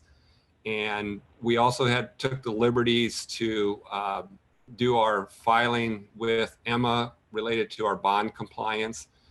Those filings were due today, January 26th. They're due 210 days after the fiscal year. And so we did take the liberty to release that information early so that we were in compliance with those bond covenants. But other than that, you have the the pleasure of being the first one to see the final report, other than Chase, Matt, and myself. So enjoy the reading if you haven't already done so.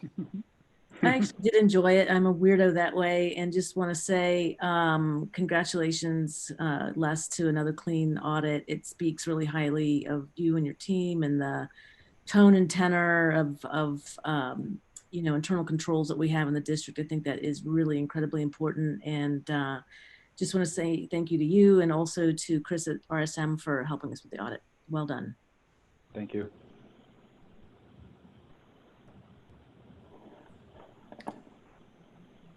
I second those thanks and congratulations. Are there any other questions from directors before we let Chris run away? All right. Thanks again, Chris. I really appreciate the report. All right, thank you. Time. And let's go ahead and move on. We got to keep talking money. So we're going to look at budget assumptions. I assume I'm going to throw it back to Les again, or is somebody else going to start us off? Yes, I'll go ahead. Thanks, Sean. The document that was included in your board packet should look a little bit familiar. It's a format that we've provided for several years to walk through the assumptions and some of the major components that go into developing the certified budget. I've started just the document with the timeline, and some of these things were discussed a couple weeks ago in our work session, so I'm not going to spend a lot of time on that, but we've got some information there about the increase in taxable valuations that the district had of 2.6% this year. That's down slightly from our 10-year average, but that can vary generally from 2 to about 6.5% in that 10-year window. So it's just been nice, steady, slow growth for the school district here over the last 10 years. And actually it goes back even further than that, probably 20 years for that. If you remember, we were meeting on the budget on January 12th, and at that same evening, Governor Reynolds was giving her State of the State message, and she did recommend a 2.5% state supplemental amount for the fiscal 22 budget. To the best of my knowledge, there has been no action taken on that or bills introduced in Des Moines yet, and to see whether they're going to accept that. You know, if I was a betting man, I would say they'll stick right close to that. But I have heard some rumblings that they're actually talking about numbers slightly above that in the 3.5% range. Again, I'm not a betting man on those numbers, and Brady, maybe you've got some connections there, or somebody else does that says that's better or worse information. But right now I'm working on future budget assumptions using that 2.5%, but also recognizing the quick need to transition to a different amount when the legislature does perform. And as a reminder, they're supposed to decide within 30 days of the session starting. And so I believe that would be about February 11th. And so they're just about 2 weeks away from that. So we'll see, since one party's in control of all of the houses, if they can move that one. They're obviously, we covered some other areas tonight that they're fast tracking through prior to doing the SSA amount. And then the rest of the document, go ahead, Brady. I was just going to say, I appreciate your optimism.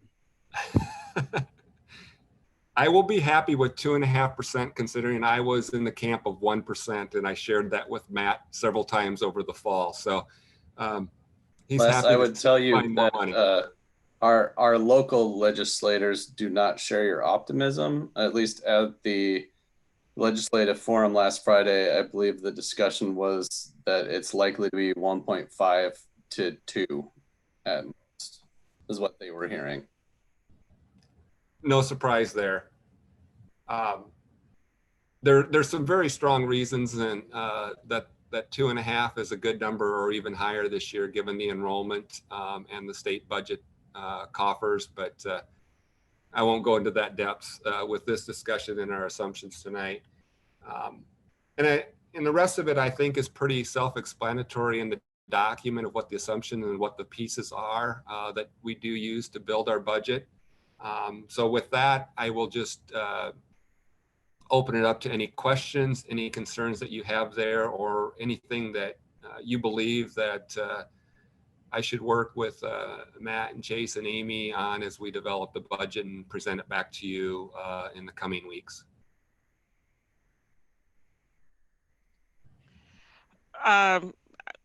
Hi, Les. Thank you so much for getting this prepared. It's always very helpful to have in front of us. I would just echo that I think it would be more realistic to go with the 1.5, 2%, because I don't want us to have state funding too high that then as we're doing our work, we're finding ourselves needing to scramble because even though we're supposed to have their budget funding decision relatively soon, I still think we need to act on the side of caution, err on the side of caution with the lower amount. And thank you, Ruthina. You know, I have started my basis at 1%, and the range is now between 1 and 2.5% essentially. So I'll be able to quickly jump in wherever the legislature lands. You know, when we talked 2 weeks ago, I introduced the idea of the budget guarantee that Iowa City would have because of our decrease in enrollment. And so as a reminder, a 1% SSA would require about a $2 million budget guarantee, which is all property tax funded as part of the formula. And we had a discussion about that at that work session. Each 0.5% reduces that by about $500,000 of that budget guarantee. So to eliminate the budget guarantee, we would need a 3% SSA, just to put that in perspective for you. And Les, this is Charlie. What budget page are we looking at here? For the for the numbers you just that's not in there. It's a little additional information. It's okay. All right. Okay. Your extra credit for the night, Charlie. Okay. Thank you. Yeah, I think I appreciate this as well. I think not only SSA this year, but if they pass a voucher bill, we're going to have to tangle with what that will mean in future years. So really a lot of, anticipation about what comes out of Des Moines could really impact what we're able to do. So anxious to see what that happens before we, get too far down this road.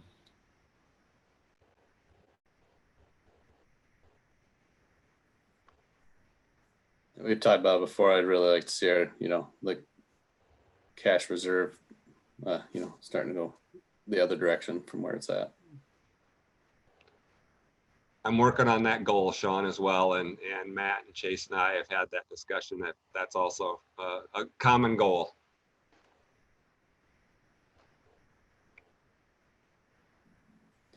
All right. Any other questions, directors? All right. Les, do you need anything more from us between now and the next step on the timeline? No, I'm good. I appreciate your comments. And, if we get something from Des Moines that is approved, that's what we'll work with. Otherwise, we'll be coming back in the next steps with a range that's, as I mentioned, probably between the 1 and the 2.5%, and just to be able to share with you what those numbers look like within that range. So. All right. Sounds good. Thank you, Les. I appreciate it. Let's go ahead and move on to our next item, which is Facilities Master Plan 2.0 / Operations Committee update. I don't know who would like to lead us off with this one. Sure. Good evening again. Or Lisa, do you want to make introductory comments, or would you like me to start? Oh, I think you're much better at introductory comments than I am, Chase. So you go Okay. ahead. Then we're happy to come back and share an update on FMP 2.0 and the Ops Committee over the last 4 weeks. So we met right before the winter break, and we've met just last week, special thank you to Charlie and Lisa and Janet for their time on that. We've spent, I think, just at or over 4 hours together. And so what I'm going to show you this evening is the presentations and the information that we shared with the committee over those that time together. I do want to provide time for the board to have discussion this evening and already seeing where we are. And so I'm going to move fairly quickly through these slides to ensure that we have time for that discussion. We started the first meeting really looking at, from a financial standpoint, where we were today as compared to 10 years ago when we began the first FMP process. And then at our last meeting, we kind of flipped the script a little bit and looked more at where we were in terms of projects and then came back to the funding. And so the slides I'm going to go through tonight are a culmination of those two conversations and really our best thinking and our recommendation of the path forward. And I want to kind of reiterate that our recommendation on a path forward beyond phase A, the projects are ones that are really kind of placeholders, some of our best thinking, but with a true understanding that we need to go out and do more community engagement and also have some of those flow out of Portrait of a Graduate before we get into phase B or C.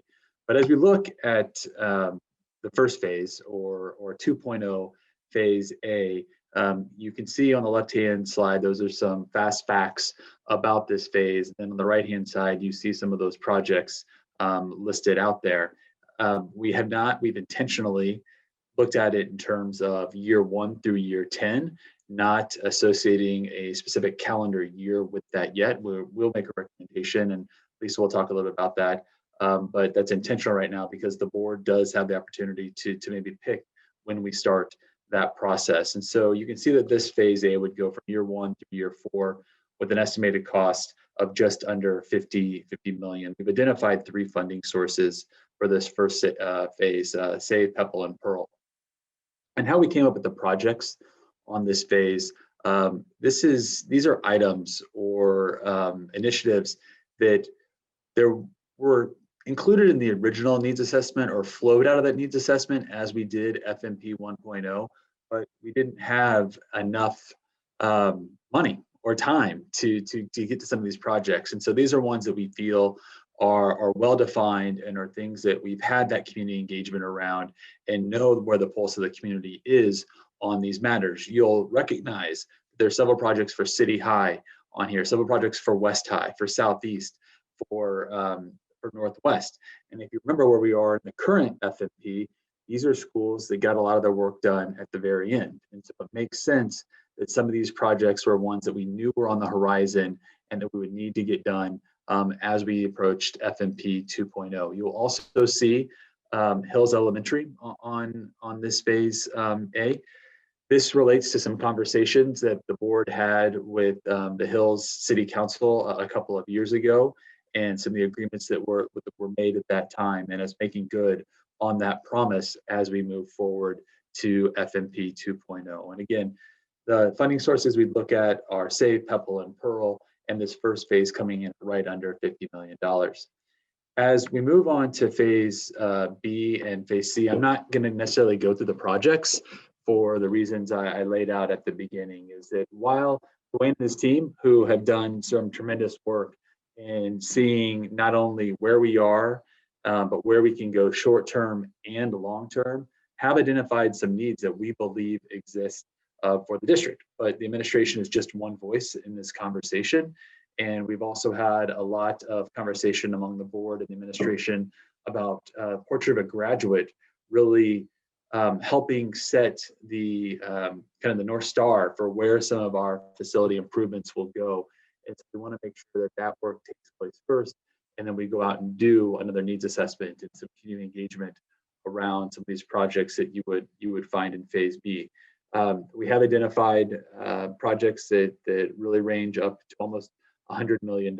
And as I said, you'll see some things that we have in there that we've identified as district needs. Also, what we know to be some needed property purchases as we look at continued growth of the district over the long term. And so we know we are going to need to do some of that in the next 10 years. I should have pointed out At the very bottom, you will see a little legend that 2 asterisks mean climate action initiatives. We've also started some of our conversations about how can we really make sure that we embed some of our climate action focus into facilities master plan. And so both on phase A, phase B, and phase C, things that are denoted with those 2 asterisks, we've indicated that we believe relate to our climate action plan. You see there about 5, 6 from the bottom: transportation, parking lot improvements, and electrical bus infrastructure. If you remember from our climate audit back in December of 19, we identified that our transportation was our 2nd largest source of greenhouse emissions. And so we know that needs to be a focus area. But we also know if we're going to start making that transition to electrical buses, we need to make sure that we have the capacity for the infrastructure behind that. The funding source for this phase is to be determined, but if you've looked at the presentation already, you'll see that we are going to talk a little bit about a general obligation bond a little bit later, which is something we believe that we will need to go out to the community at some point during this process to generate the support we will need for these phase B and phase C projects. So rounding out really the project piece of the evening, again, phase C, you see that we wouldn't start this until year 7 in the planning, with the projects taking place in 8 through 11, another just over 100 million, and looking still to further define the funding source. And it's not because we don't have an idea or a notion of where that comes from. Again, we feel comfortable where we are in terms of phase A with the process that we've already utilized, how this is really the next chapter of FMP 1.0 and the community engagement and the needs assessments that have already taken place. We just want to make sure that we leave enough space for the community conversations we believe need to happen before we get into phase B and phase C. And so placeholders are intentional to indicate some of those things. Here, again, you see a number of district-wide initiatives that we believe must take place, of course, and also with some property acquisitions that we just need to keep looking forward as our district grows. Switching from the project piece back to the finance, I've mentioned a couple of funding sources several times. PEPL. We currently have the PEPL levy in place. We do need an extension from the voters for our life cycle program, as well as to increase the borrowing we could do. And the administration recommended to the committee that we would vote, that we would take this to the voters in November of 2021, this year. SAVE. We can start borrowing from SAVE in the fall of 2023, and approximately $45 million would be available. We need to extend our revenue purpose statement. Again, this requires that we go to the voters, and again, we would recommend that we go to the voters for this in November of 2021. And then our next would be our Pearl levy. The board's had some discussion about the Pearl levy over the last couple of years, and so you all are very familiar with this. We see that it's a 13.5 cent levy, and you can see that it generates just over $900,000. And generally, it's used for playgrounds, but also that would free up some other sources that we're currently using for playgrounds to utilize in other areas of facilities master plan 2.0. And so while the Pearl levy is somewhat targeted in the way that we utilize it, we're already doing playground work, and so it would free up dollars that we would have to use in other ways. And like with SAVE and PEPL, we'll recommend that we go to vote for this in November in 2021. And again, all three together is what we believe that we need to support the phase A of FMP 2.0. I mentioned a GEO bond, different from PEPL, SAVE, and Pearl.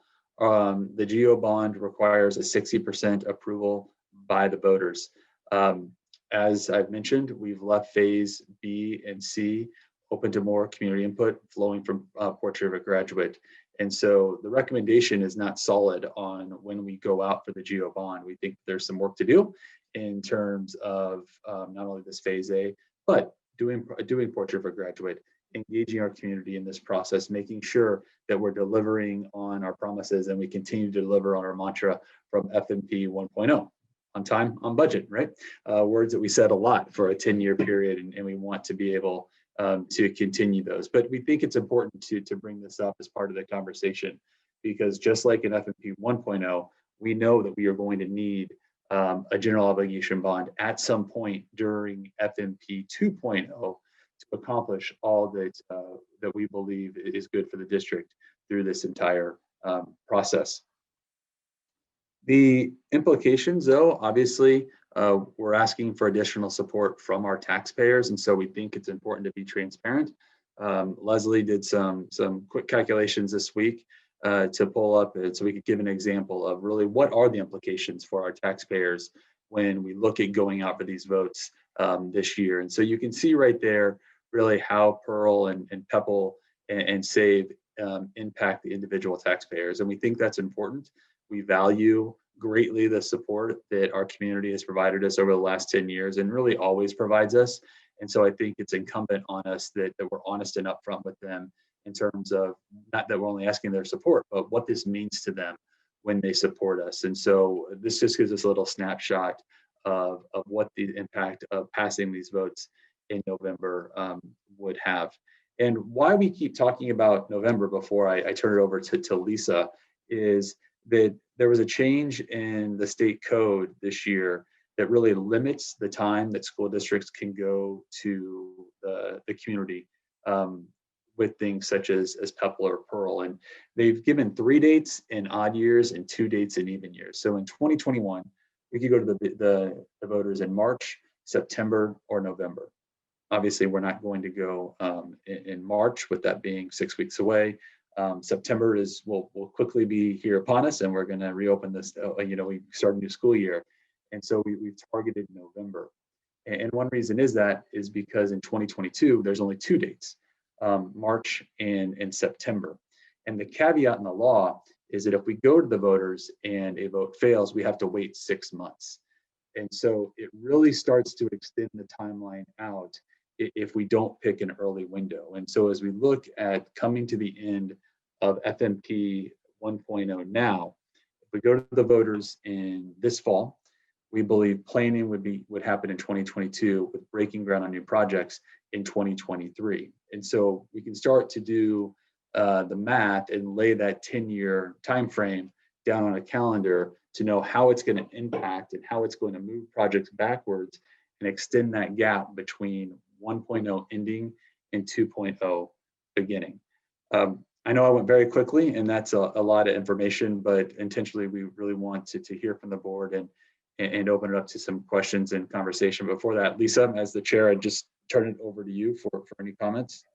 No, thanks, Chase. I hope that gives the 4 of you who didn't join us for 4.5 hours of operations committee work a good overview of what we've been up to the past 2 meetings. I don't want to speak for Janet and Charlie, but when we left the meeting last week, it was our 3 unanimous recommendation that we do move forward with putting the 3 measures that you'll see on that last slide there, the Pearl, the PEPL, and the SAVE, on the ballot for November. I think one of the lessons we've learned from COVID is we all need extra time to get things done. COVID just slows us down. And so we want, if that's the direction that the board wants to move in, the operations committee would like to get that solidified as soon as possible so that we have plenty of time to do all of our notice deadlines and get things teed up for November.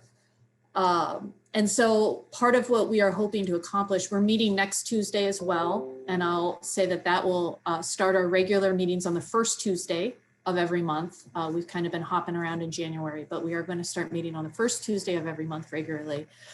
And so we're meeting next week. And one of the things that I would like to hear from the board is what information do you need from the operations committee to continue to move this forward?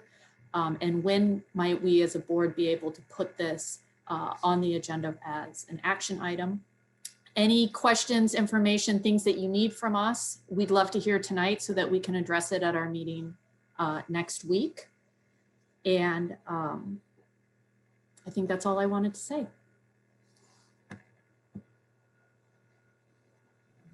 Oh, actually, I have one last thing. Sorry. I did just want to reiterate Chase's last point about what we are asking of the taxpayers for November with the Pearl, Pebble, and Save. Save is revenue neutral and it has no implication whatsoever on our taxpayers. They don't have to pay more or less if they pass Save. The PPL is, as the slide says, it's about $100 in an annual tax for a property that's valued at $200,000, but that's in place now. And so if the taxpayers pass the PPL, they won't see an increase in their tax bill at the end of the year. So that's not a new tax or new source of money that we're asking the our taxpayers to contribute. We're just extending what's been in place for quite some time.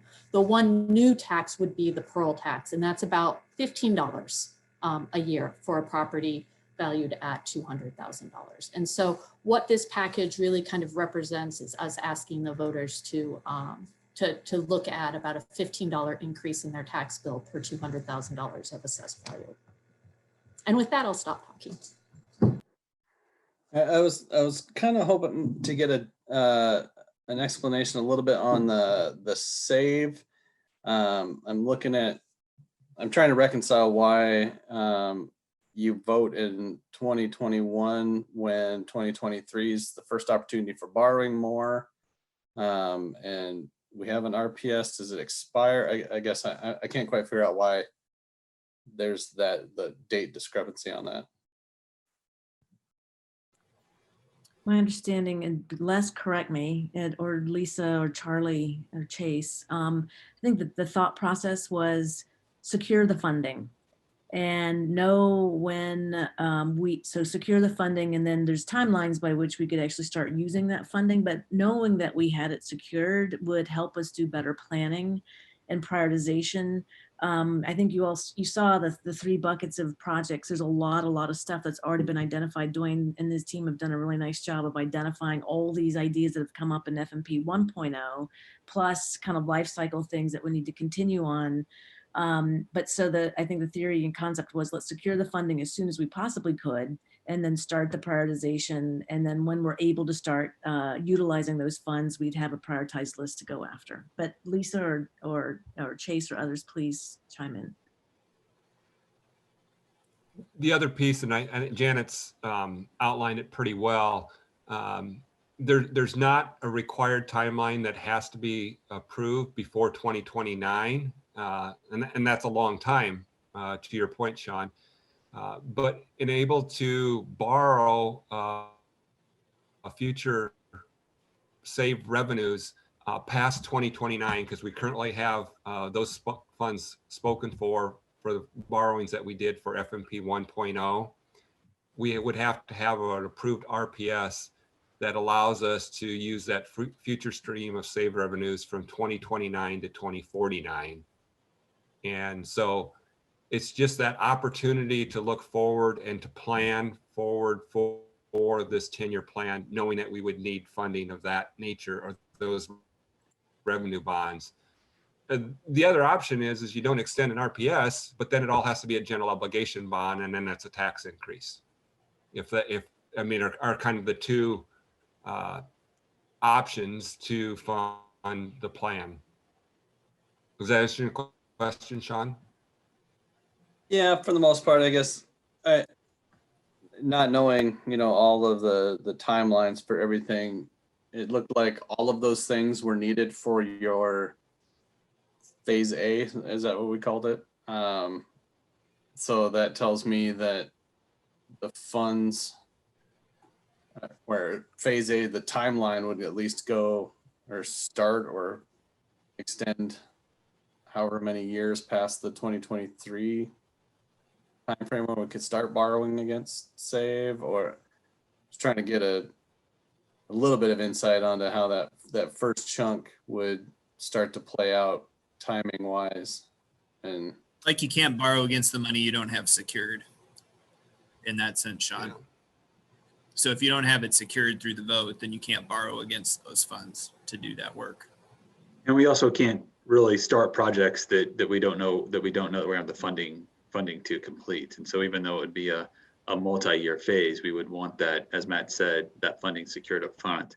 I think the other thought on it, Sean, is that knowing how the state has limited the number of times we can go to the voters, if we want to start borrowing in 2023, we don't want to wait until September of 2022, because if it would get voted down, we would have to put things on hold, and we wouldn't have another shot before 2023 to possibly make another case. And you could say, well, you could do one in November and one in the spring of 22 and one in the fall of 2022.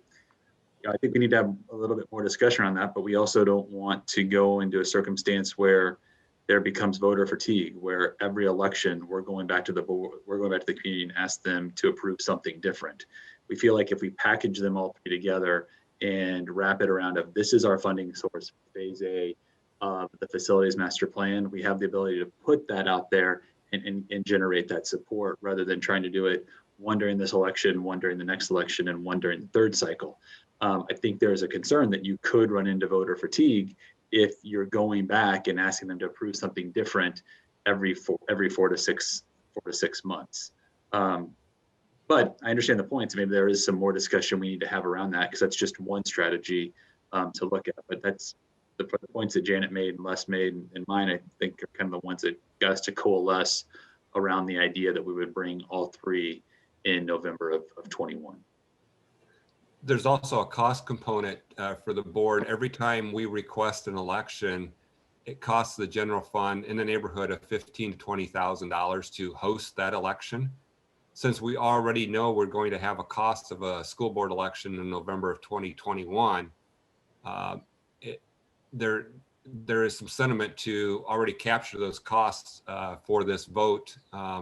And we know we'll have probably a bigger population voting than you would in a March or a September kind of off the beaten path election, so to speak. So, if we waited till September or March of 2022, it'd be another $15,000.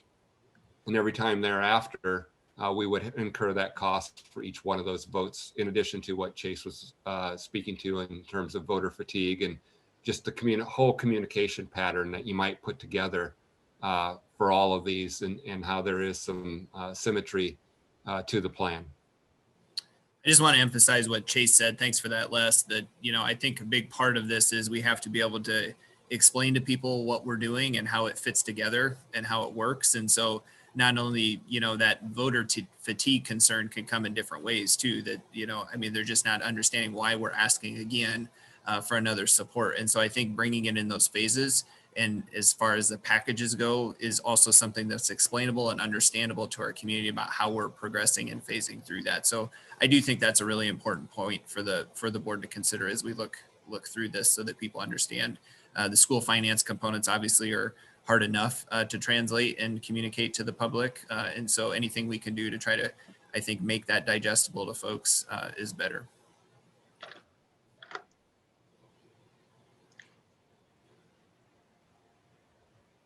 I understand that, definitely getting the three things in one, just from the voter fatigue and being able to explain it. I guess, my big question, and I also think phase A, that just seems to make a lot of sense. I think my biggest question is projections for future enrollment. I think that when we did FMP 1.0, it was like 30 years of neglect. There were so many things that we had to update and make really big decisions on, and we absolutely had capacity issues. That's my question now, is, what's future enrollment look like? What kind of projections can we get? Just sort of typically, and then again, when that, I'm just, unfortunately, there's not a lot to give me optimism about the legislative session. And I can't imagine this voucher bill is going to fail, or the charter school bill. And that just changes the landscape 100% for public schools. When people can just, and at first I know it's going to be a small number of people in those schools, but generally how these things happen is they'll get that passed, and next year they'll come back and they'll just keep expanding it to make more and more people eligible. And if you look at Michigan and you look at other states where this happened, it just devastates public schools. I mean, it just takes money straight out of our general fund, and we're going to be stuck,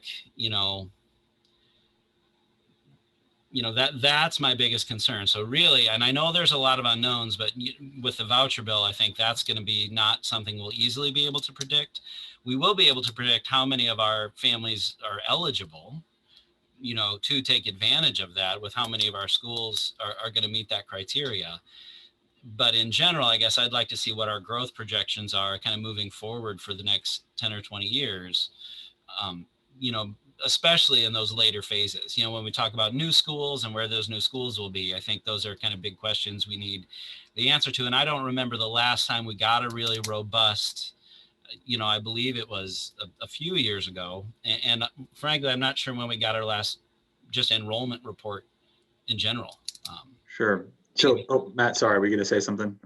Well, I was going to kick it over to you for the demographics part and let you answer that. But I think one thing that just speaks to the importance of 2JP is when we consider that work around the PEPL, and knowing that other things that could have impact on our general fund, knowing that if we didn't have some of those funds, how that would also, a lot of those projects would shift over to our general fund. And so I think those are all super important considerations, but I do think your point around knowing where we're going with enrollment's really important when we consider, projects we're taking on and some of those things. So Chase, you want to kind of update them on where we're at with that component? Sure. I'm actually gonna kick it to Adam for the details, but I mean, JP, you're absolutely right. We normally do see enrollment projections accompanied by some of this work, and so that question is spot on. And we were in the throes of doing that before COVID hit last spring, and so that kind of disrupted that process. But I'm going to let Adam kind of give the details on kind of where we were and where we think we're gonna go on that. Yeah, absolutely. So typically we've done enrollment projections every 2 years. And last year we were in the process of doing enrollment projections when COVID came and kind of threw us for a loop. Those projections have been completed. One of the reasons that we're a little concerned about relying too much on them is exactly those factors that you just shared, JP. When we look at, whether it's legislative action, whether it's the decline in enrollments we've seen kind of broadly across public schools, including ours, during COVID, and simply not enough information to know whether that enrollment's going to bounce back again next year or whether it's not. So, short answer is that we expect that we'll have more information about what that bounce back looks like in the fall, pretty early on. And then we'll proceed down the path of getting updated projections. What I can tell you is, again, uncertainty aside, that what the projection showed was exactly in line with the previous set of projections that the district had done, along with the student yield analysis that was conducted in that interim year.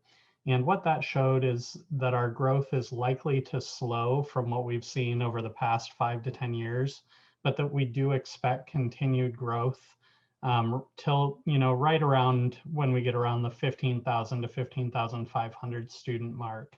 And at that point, the projections, and that's, 8 or 9 years down the road in the projections, but then it starts to level out. We didn't see in the projections, most recent ones, which again, there's a grain of salt element there, we didn't see any declines. So based upon the last couple sets of analysis we do have, we'd expect that slightly slower but continued growth pattern to be the case for us for the next 5 years or so. But again, it'll be very interesting and very enlightening for us, I think, to see what our enrollments look like in the fall. Thanks for all that. I just want to make a comment here too. To me, I'm trying to conceptualize this by looking at different phases and looking at the projects that are included in different phases. So in phase A, the major project is the Hills Elementary School, coupled with $4.5 million improvements to City High to support career and technical education. And then there are several athletic things that are in phase A too. So I think, frankly, this district can compete very well with any charter or private school movement that might develop in Johnson County. We have the capability of doing that. We have the staff to do that. We certainly have the financial resources to do that. And I think putting a new elementary school in a modest-sized community is a great step for us to take to offer things that private schools cannot offer, as well as expanding our career and technical education capabilities. We can do that in a way that private schools really cannot compete very well. And who's going to object to do athletic facilities and upgraded athletic facilities? Private schools can't offer that stuff. So I'm thinking phase A is a very strong phase in terms of community and school community appeal.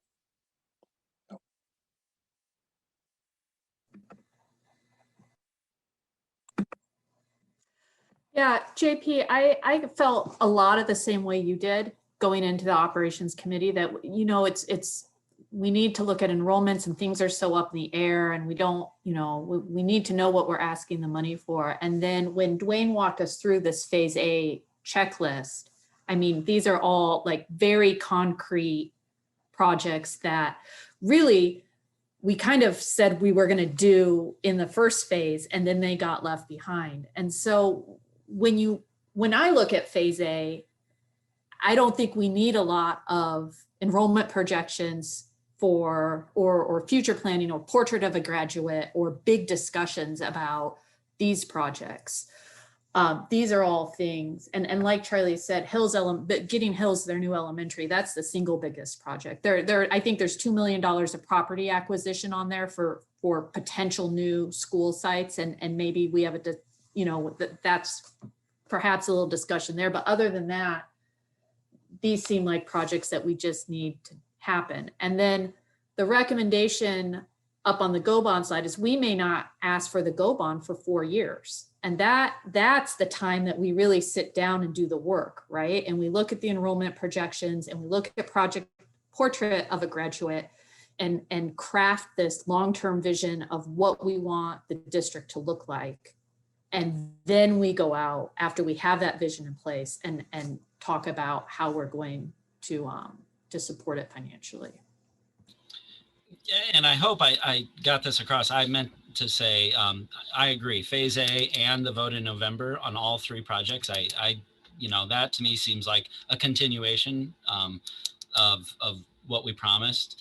And it is moving forward. You know, my only question is how $1 million of kitchen equipment is a climate action initiative, but I'm sure somebody has an answer for that. My gosh, Dwayne will tell you all about that. He talked to us so much about the climate initiatives. And maybe you don't have. Part of that is to reduce just quick. Part of that is to reduce all the gas appliances, steamers, boilers in the district, which add to our carbon footprint. So that's why that's an initiative. Fair enough. Yeah, I really feel good about this. It's the stuff moving forward that I really think needs a lot of work and discussion and all that. Well, I would say fortunately we have our colleagues and friends in North Liberty and Coralville that are doing great work in those communities to increase the population there. And that population is going to need elementary schools to go to. And so I'm actually encouraged by seeing our planning for the northern part of the district, and the southern part of the district, and the western part of the district. You know, Lisa's correct in pointing out that the phase A involves securing 2 sites to the west of Highway 218 in an area that Iowa City is in the process of going through a land use planning process for. That's going to develop as many houses as and residences as residents as are going to enjoy Weber's right now. And so putting new schools down there, again, I'm not really worried about competition from charter and private schools in this county. I just think this district is too charged, too strong to have that be a factor in our future.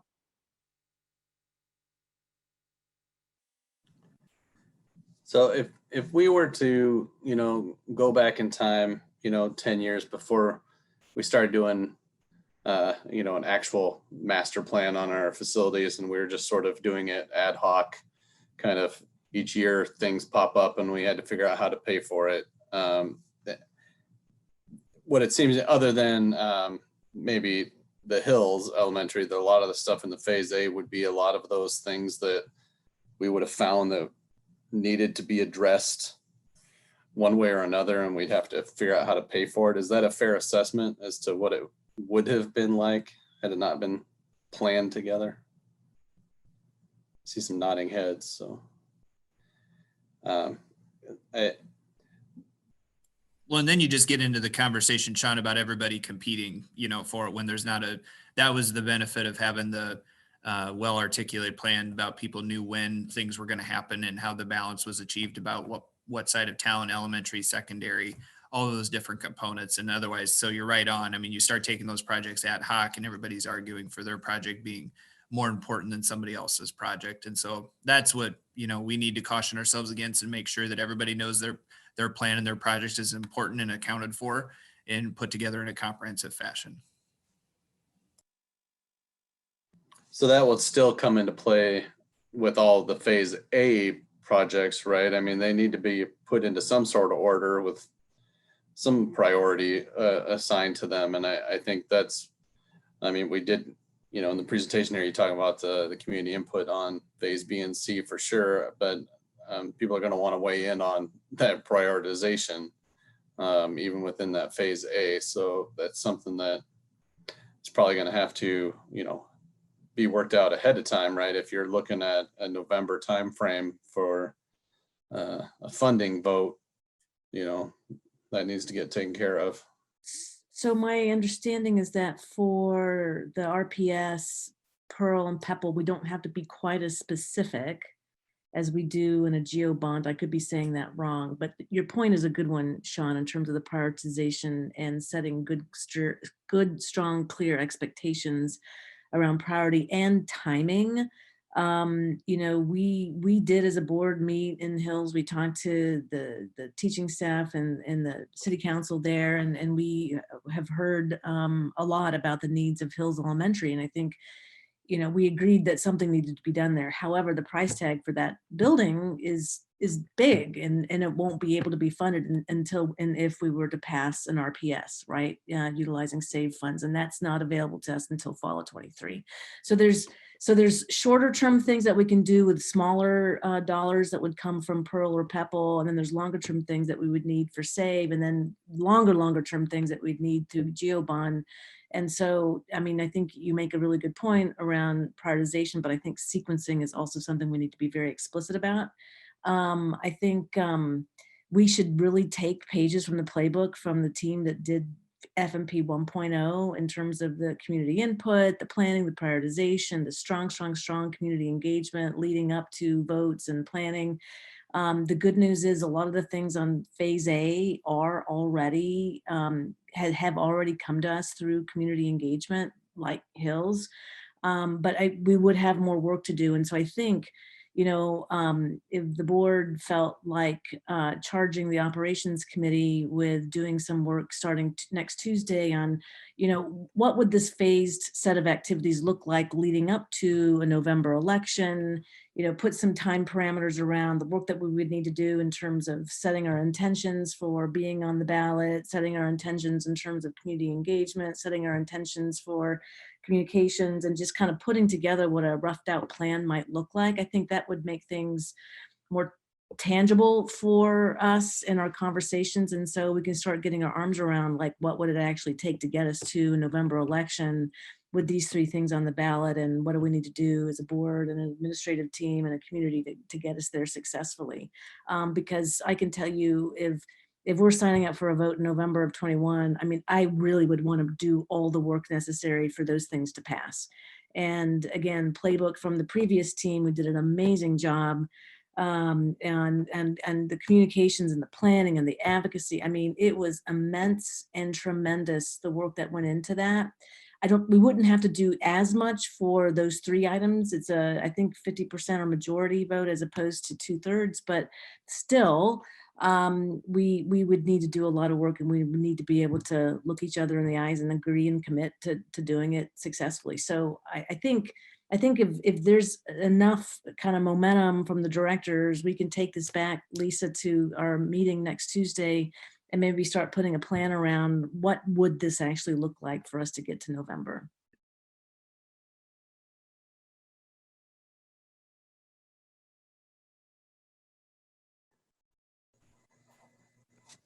Agreed, Janet. I think from an admin team standpoint, I mean, I think that's kind of the direction we're looking for this evening. I mean, Dwayne, and this is actually really exciting, right? And so, and Dwayne is the best about talking about how exciting some of these things are. And he's already told us those that, remember 10 years ago, that huge 14-foot long priority and timeline poster we had across the back of the boardroom.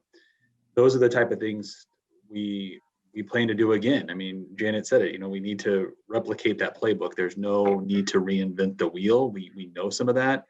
I think we're just kind of at that very beginning stage. And since we've seen all those things already, it's kind of like that, okay, well, what about this? Well, you said it very nicely, Janet. I mean, I think that's the direction we're looking for. And then we will start working on some of those pieces that feel very familiar because they've seen them from the district before. And so I think that you phrased the direction we'd be looking for very nicely.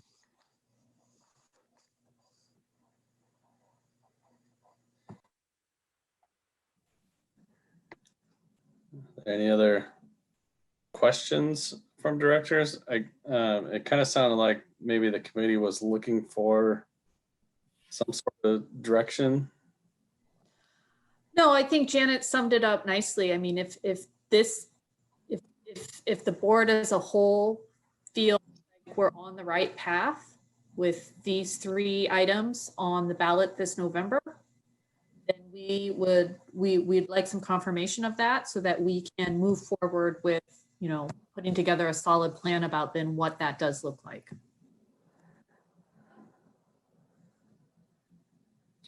I'm looking around at other board members. Is that how you feel?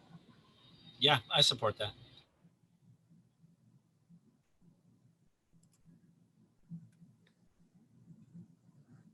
That works for us.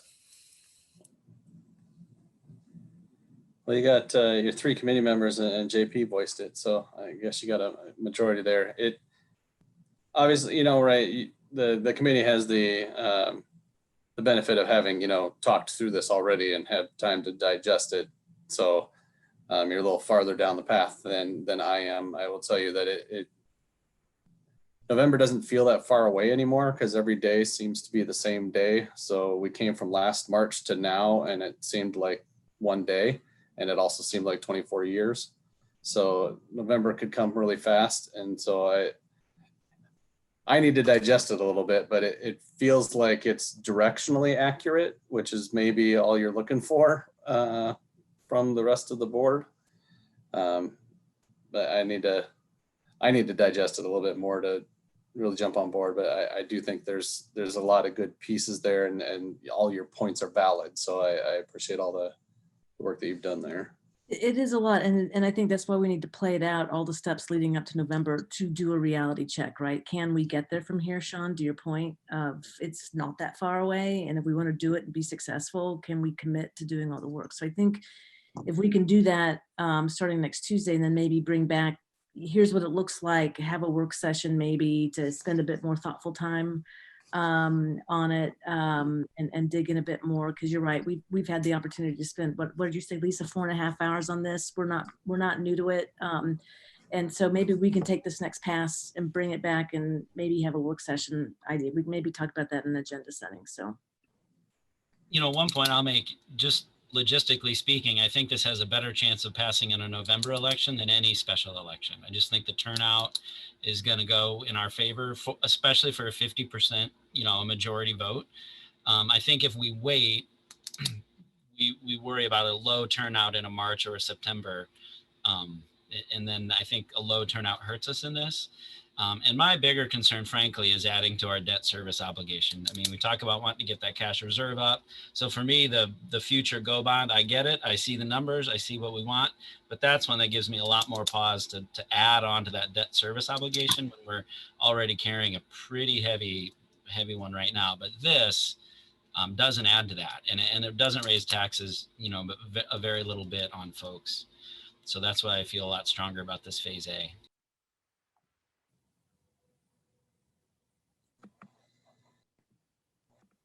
Well, I think that we have information for next week. And because we're meeting next week, as Janet mentioned, we could add this during agenda setting. We could revisit the operations committee at our meeting on at our meeting in 2 weeks, on the 9th,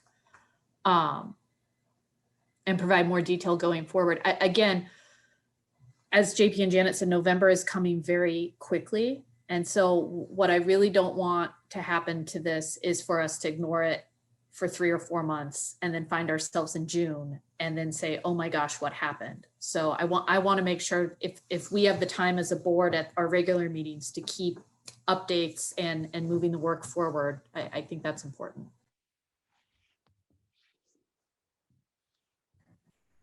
I think that's a good plan. And we'll visit again in agenda setting as to how we best want to do it for our next discussion.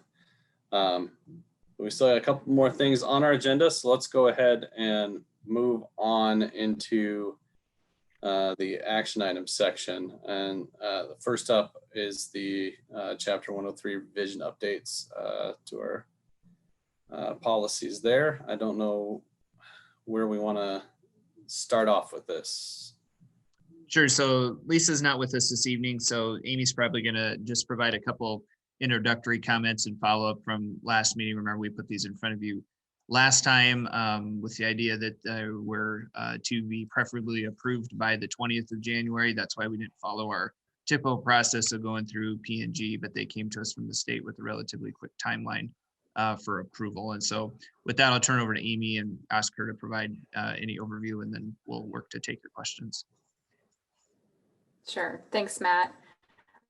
So just as a reminder, new regulations information was put forth on November 18th, 2020, and provided some tight deadlines and timelines for us to implement a lot of the updates to Chapter 103.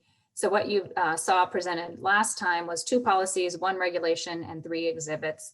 One of the policies is around student conduct in general. The next policy then gets specific about physical seclusion and restraint. And then the partnering regulation and 3 exhibits also go along with the physical seclusion and restraint.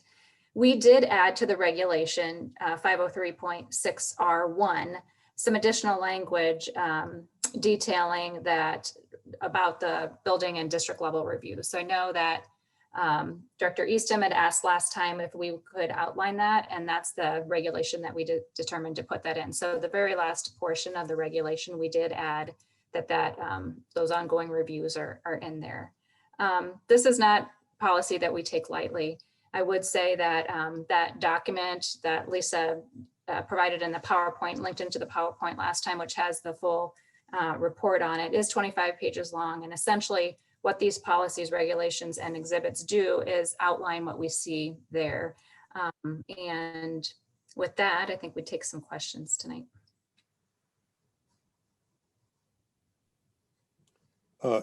Amy and Matt, thanks very much for adding that additional provisions in the part of this about review and data analysis. My question is, we've had commenters that have pointed out the number of incidents of seclusion and restraint that we saw in the 2018-19 school year. They strike me as high.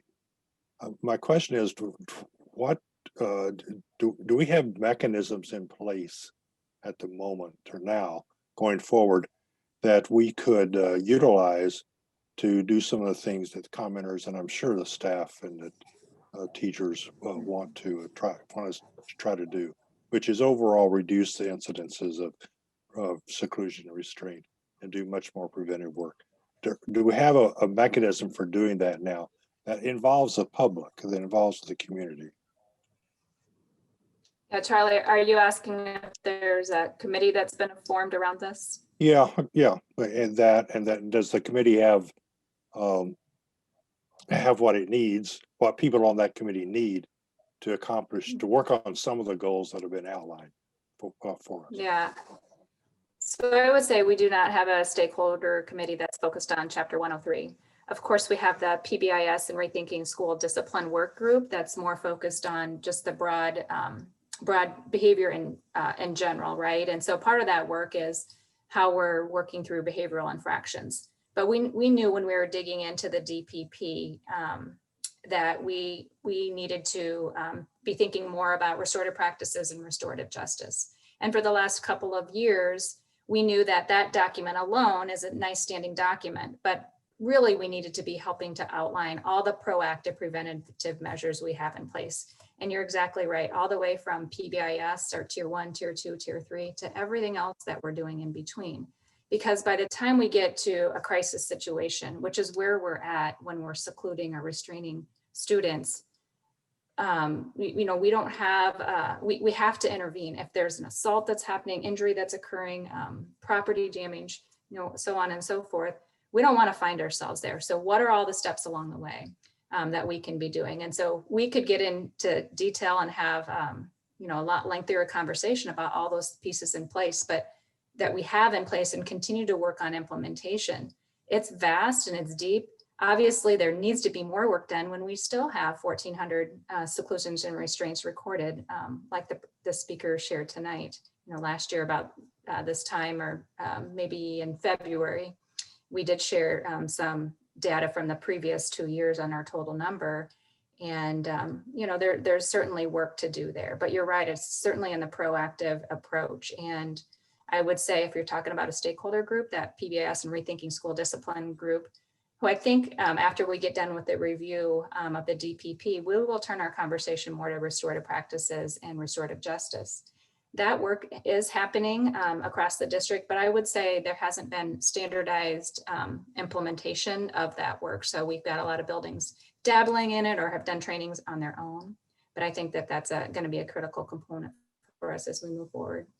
So, Amy, do you think restorative justice practices and ideas are what's will get at what people are talking, or what commenters are talking to us about in terms of reducing seclusion and restraint for students that have IEPs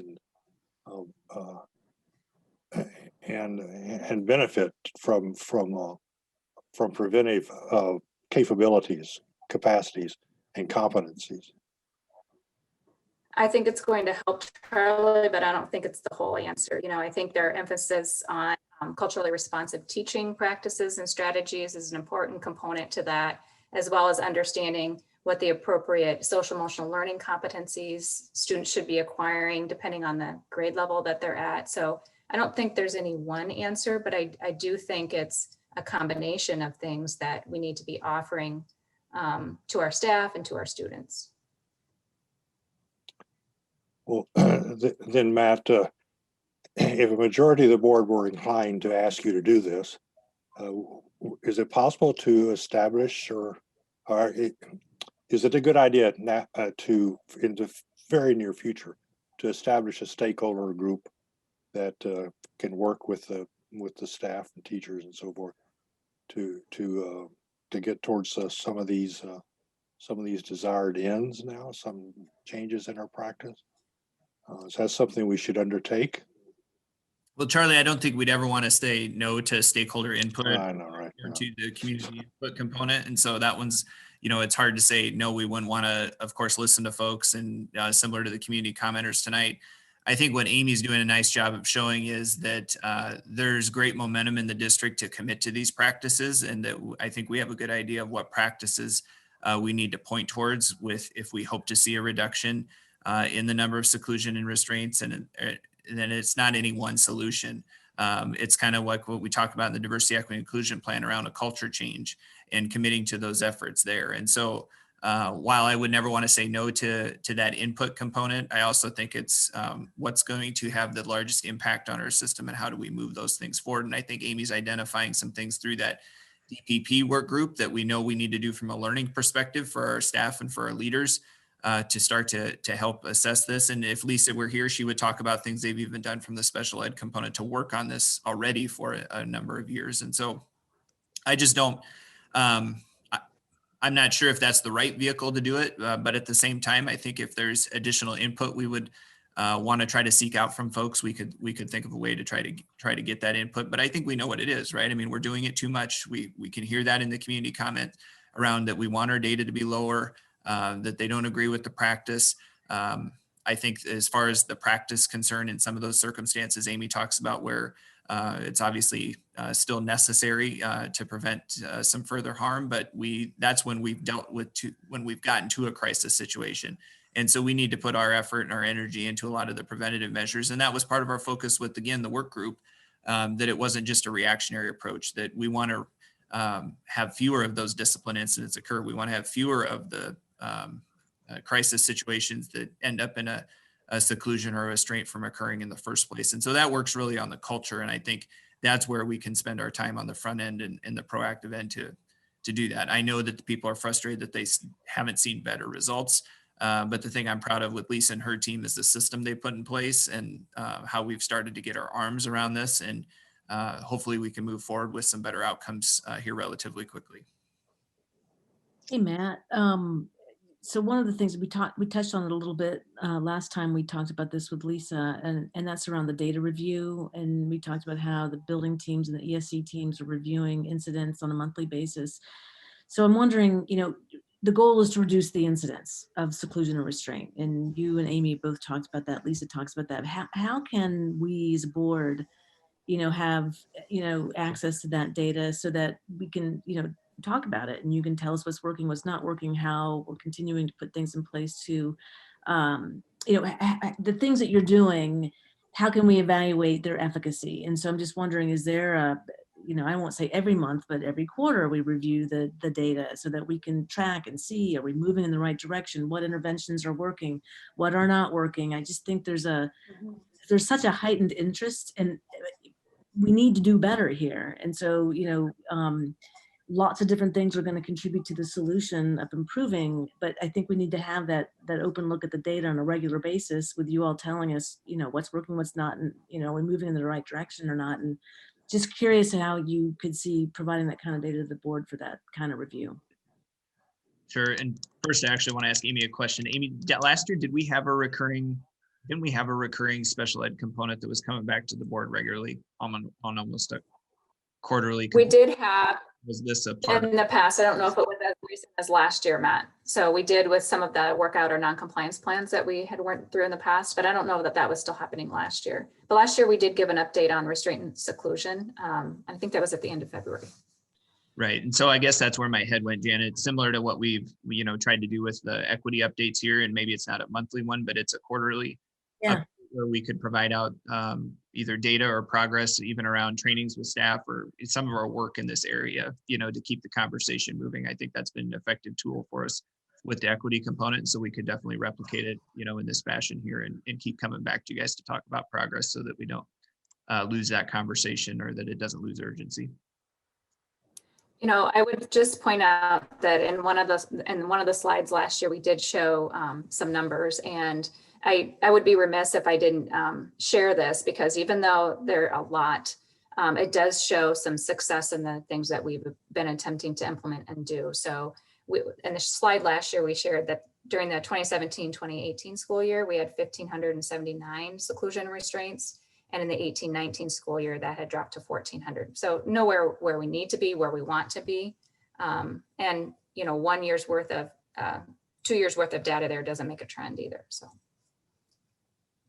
Yeah, but at least it's a small change in the right direction, right? And I would echo what Janet's saying. I think quarterly reports for sure of the data. And I have to admit, I may not realize what I'm looking at every quarter, but at least we will have that we'll have those numbers there for people to hold me accountable to. So.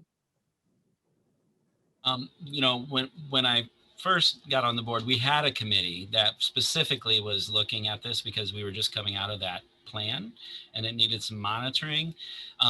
You know, because I do really appreciate everything that, you know, the district is doing, you know, working at UIHC. You know, I mean, we're CPI trained, and, you know, just one thing the district has done is gone to safety care, which is, in my opinion, professional opinion, is a superior method that does place a lot more emphasis on everything that happens before you ever get to where you need to intervene for safety, and is a much more robust training model. I remember being CPI trained with like 70 people, and obviously it's not, it's just you check a box and you get your certification. So, however, I think the problem we have is still just a problem with the public and them trusting us. And of course, the problem of 1,400 is still dramatically far too many. That probably does indicate some underlying fundamental kind of understandings of how we deal with behavior and kids in general. So that, to me, and whether it's a quarterly report to the board or whether it's a committee that meets quarterly of people who might know that data really well, some experts, some community members, experts in the field who can, you know, maybe provide input if that's necessary. But I think more than input, we just need to be really transparent. And some of that stuff is hard to get into, and some of it is going to be confidential. So, you know, I think, and I'm not suggesting another committee or that's the way to do it. I think quarterly data, but with people where we can start to gain back some of this community, or I shouldn't say gain back community trust, just build community trust, because I think that's a part of it is, and I think I can say this on equity too, is we're doing a lot of work and these things have a lot of intersection. I think we have to find out how to communicate that better. And maybe it's nothing that we're doing, but maybe it's certain leaders in the community that we need to be sort of involving in the conversation on the back end, so that then they can help either provide input or also communicate what we are doing, as well as kind of monitoring that progress, so that somebody's looking at those 1,500 to 1,400 to whatever it was last year, and then understanding kind of what the trends are. Because I don't think it's just input, but mostly it's communication and transparency.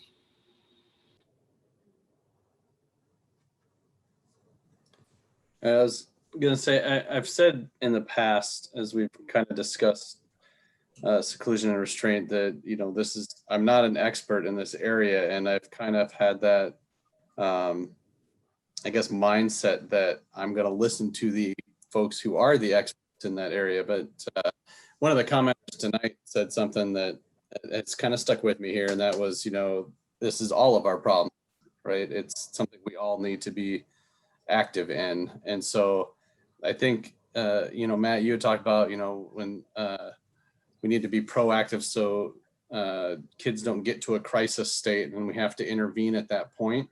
I think a lot of the questions that we've been hearing is, how do we even know that we're only intervening when a kid is at a crisis state? How do we know we're not doing it when we shouldn't be doing it? You know, all those questions that, you know, have come up. And I think they're fair questions to ask, right? And so I think it's on us, because it is all of our problem, to see how we can reduce to zero, I think, is the goal. The number of times you have to use seclusion and restraint. I don't know why the goal can't be zero, but we need to make sure that every single time it is used, that it's appropriate and that we've learned something from it. And, you know, how do we make that not happen the next time? And I think that's what, you know, as the other directors have said, you know, as we kind of walk through the data periodically and go through, you know, what's happening, maybe we can, you know, we pivot a little bit and here and there, and we, you know, hold each other accountable and trying to drive that number down. So I think that's on us to facilitate that. But it does require that constant communication, I think, as JP said, right? That can't just visit it a year from now and say, did the numbers go down? You know, not have done anything in between. I know team has done stuff in between, but I think, you know, if we're going to tackle it all together as a group, we all need to participate in the in between times as well. So that's my take on it.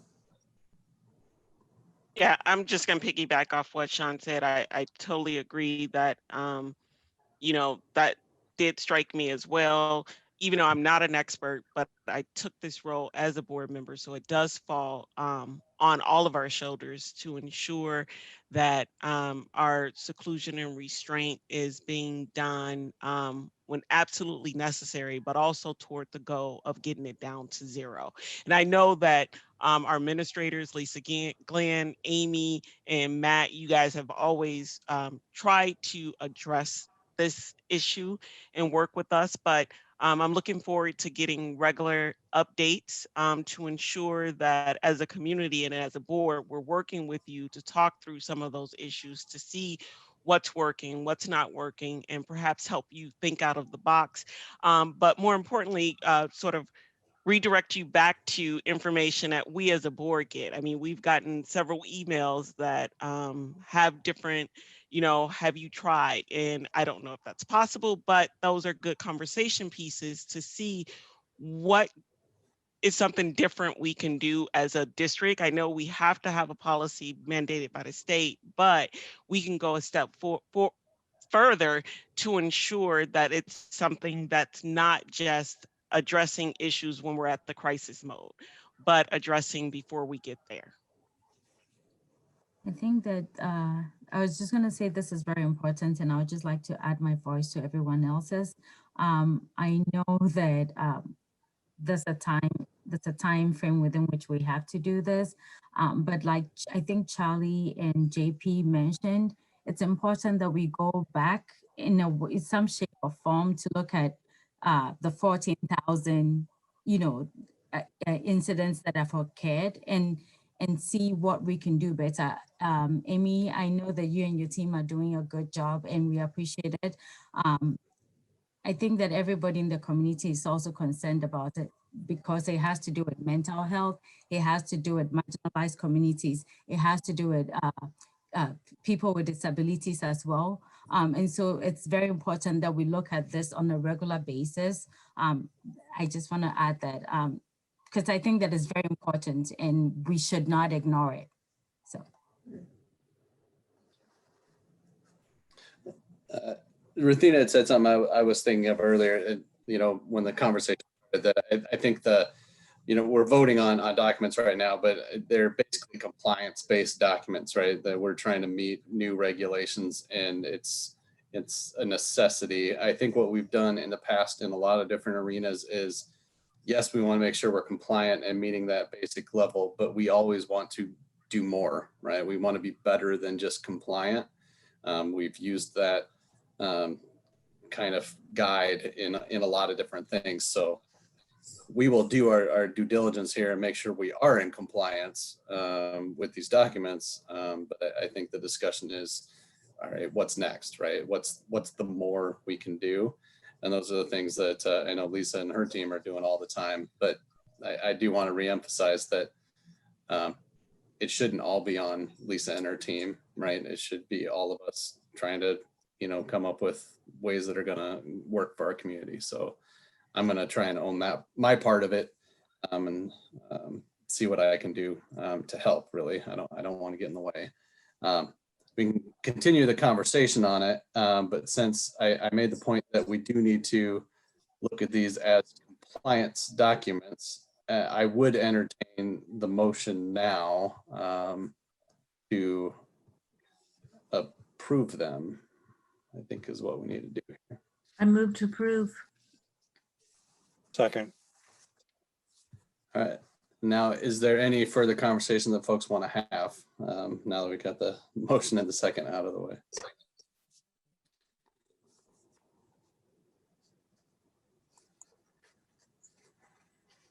All right. Maybe everybody got their comments out already.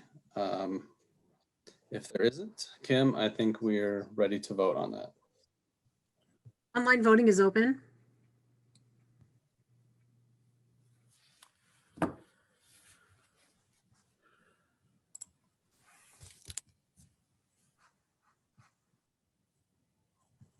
All votes have been cast and the motion carries with all directors voting in favor.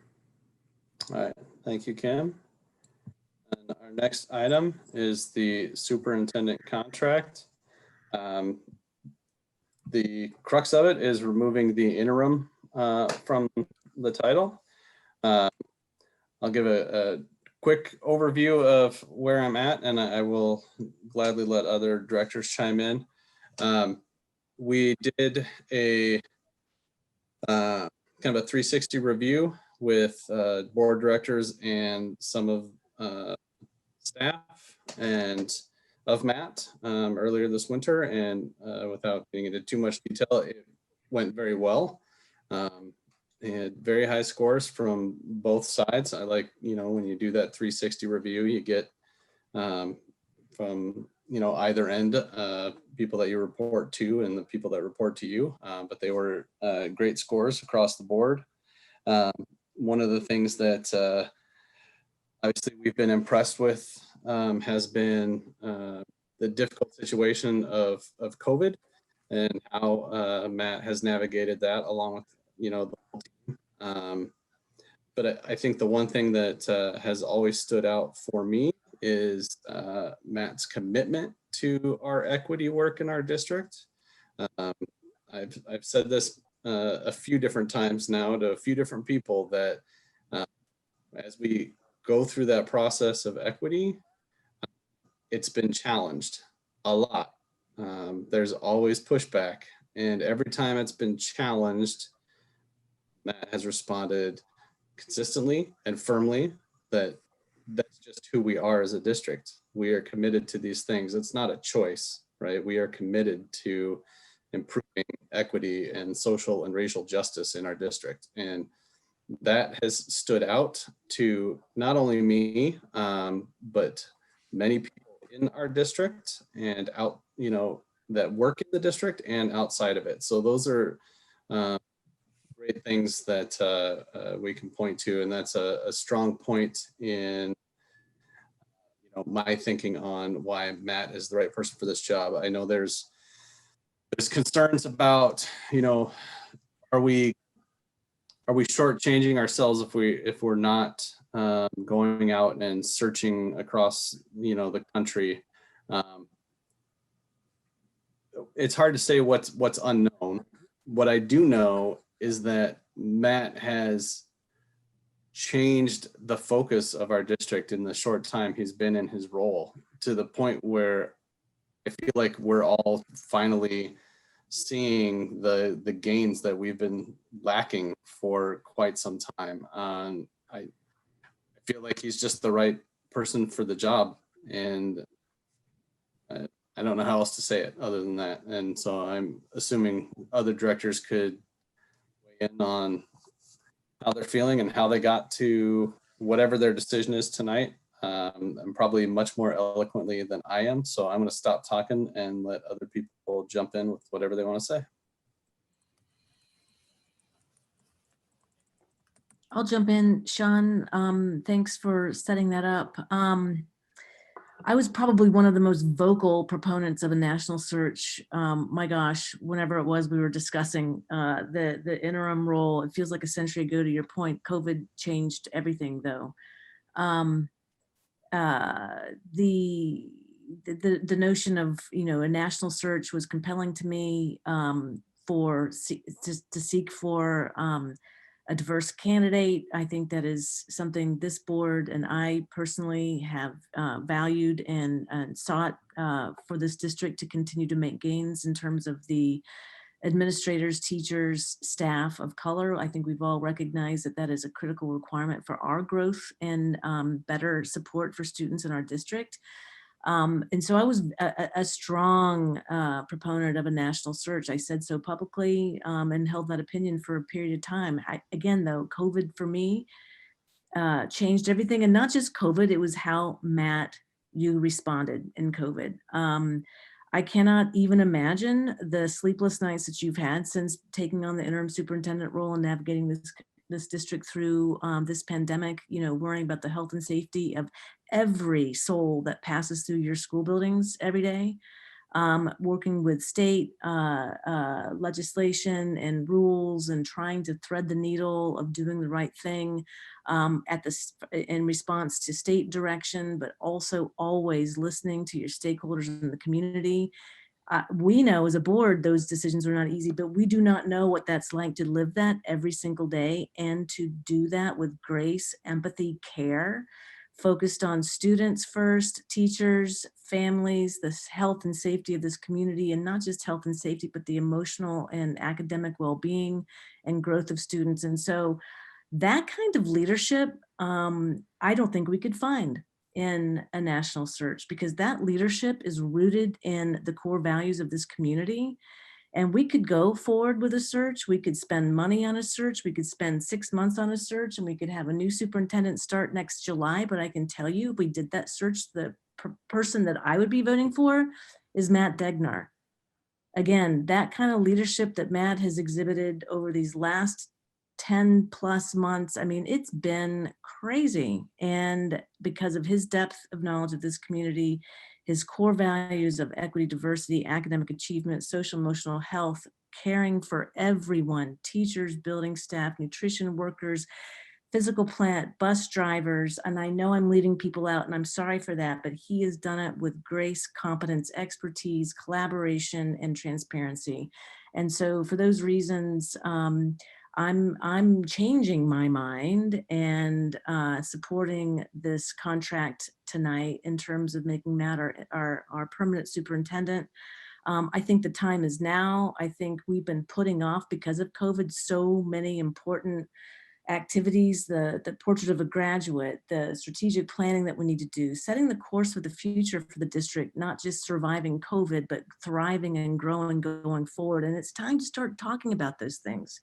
If we were to go for a search, we would be putting that off for another at least 6 to 9 months. And that is if we could actually successfully pull off a national search in the midst of COVID. So again, I'm all in on Matt, and I'm proud to be voting in support of his contract tonight.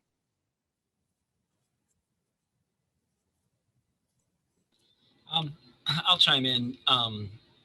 Yeah, I agree with all of that. I also was a very strong proponent for a national search for a long time. COVID changed that. And for me, the COVID and the way Matt handled it, that's kind of like a job interview. I've been involved, in interviewing people for a number of jobs. And one thing I know is the interview doesn't tell you the whole story. That lots of folks can interview well. And frankly, superintendent search firms have a way of doing things that aren't, I would say, necessarily transparent in the way they bring folks and the way they present folks to you. One, we would have to navigate that hurdle first, finding a search company who would do things in maybe a more transparent way. And then to go through and interview someone. My concern and why I'm supporting this is because of the work Matt is doing on equity. And whereas hiring diversity is absolutely a critical component, we cannot hire enough diversity to make the changes we need soon enough. I mean, there's, as far as hiring teachers, the work Matt's been doing on that, I'm concerned we will lose that momentum and that we will delay it.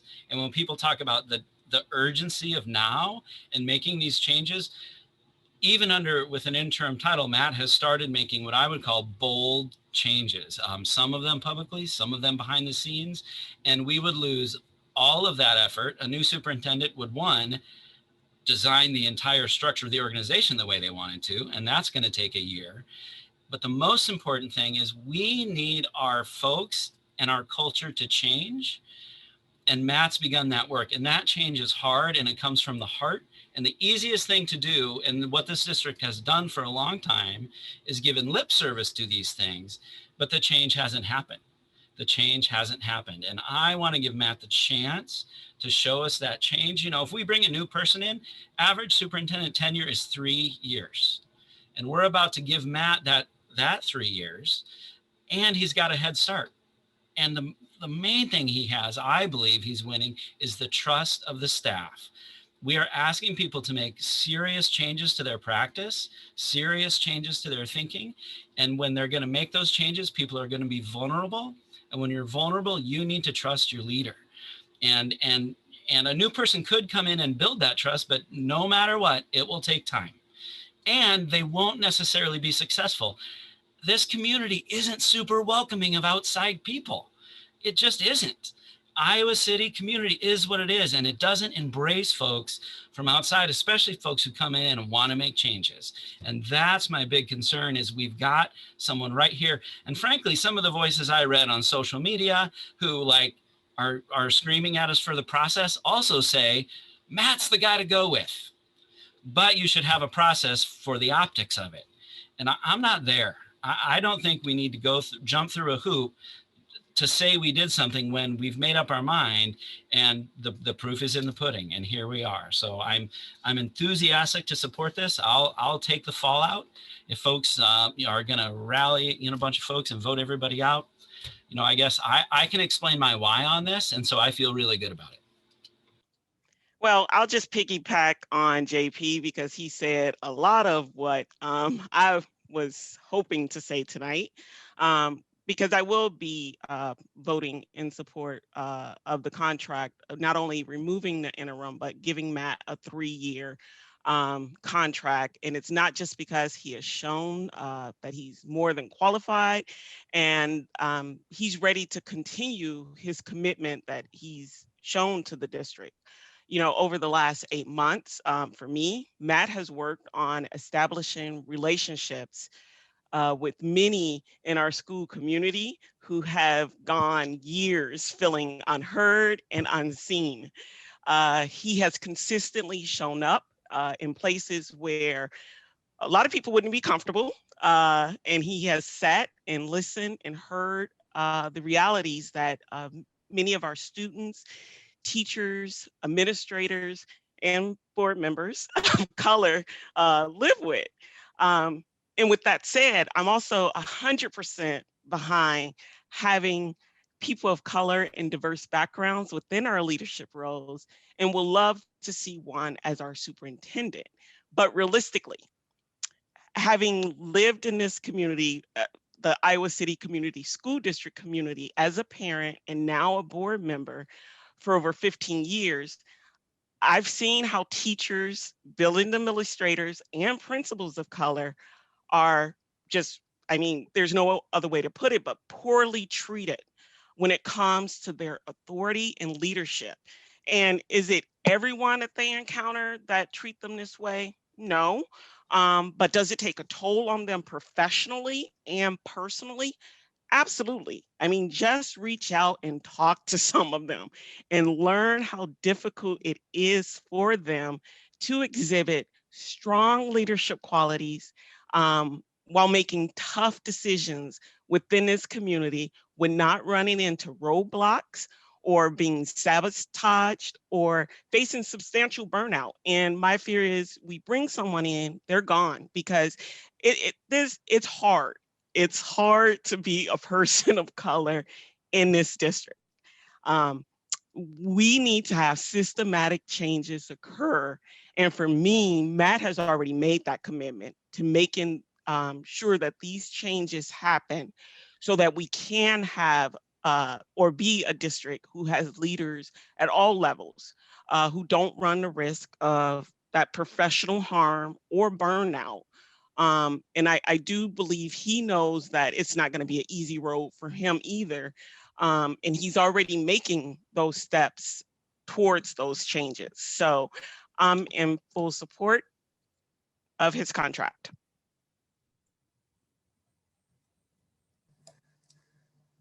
I will add that I'm also in full support of his contract. Matt, I've always said that I've known you for 4 months or 3 months, and then Sean always says it's been about 24 years because of COVID. I would say that I've always said this, that even though you have a bad tasting football team, I think that you've been dedicated to the success of children from all backgrounds. We see that in your championship of equity and the work that you're trying to have the district do.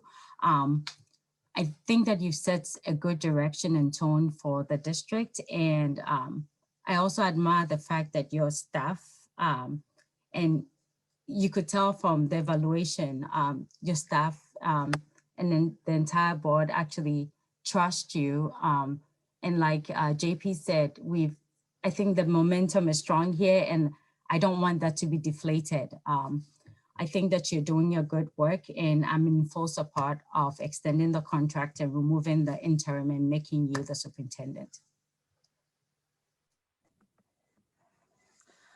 I don't have much to add. Janet did a really nice job with kind of the historical overview, and JP with a lot of passion. More passionate JP, please. And Ruthina with your firsthand experience about what it's like to be a person of color in this district. So I can't add to that. That was great. The only thing I want to add is for people who are upset by this decision to please go back and listen to JP, Janet, and Ruthina. This is such an exciting thing for us. And this is a decision that we should be celebrating and be excited about what the next 3 years in this district are going to bring. I'm excited. I fully support the decision. I've been so impressed, Matt, with everything that you've done this year. It's really been amazing. And I am so excited to see where you're going to take us in the next 3 years. I'm looking forward to our future in the district and where we're going to go. I think it's going to be a great direction. So I'm excited to vote tonight. Really impressed with what everyone has said and your perspectives and viewpoints. I had, like all of us, I think I was also earlier on thinking mainly about doing some kind of a national search and so forth. And then I got to thinking about that, and it occurred to me that this district, as we've all said, has a long history of not teaching students of color very well. That history's gone back, 20, 30 years, if not longer than that. During that whole course of what's gone before, we've had superintendents, a number of superintendents, many of whom, if not most of whom, have come to the district or as the result of some kind of an outside search. That has not proven to be a particularly good, successful model for us to be following. Maybe we need to do something different in terms of how we're selecting our superintendent. I had, over the last few days, had the chance to talk to a number of people of color, leaders in this community, elected officials, and community people that I've worked with for a long time. And I asked them, tell me what you think about our proposal to designate Matt as the permanent superintendent. And they all, for one thing, they all knew Matt. They were familiar with you. They've been in meetings with you. They've talked with you individually. They may have yelled at you from time to time, but they all knew you. As Mazahir Sully said tonight, earlier on in our comment period, you go to meetings, people get a chance to know you, people get a chance to talk to you directly.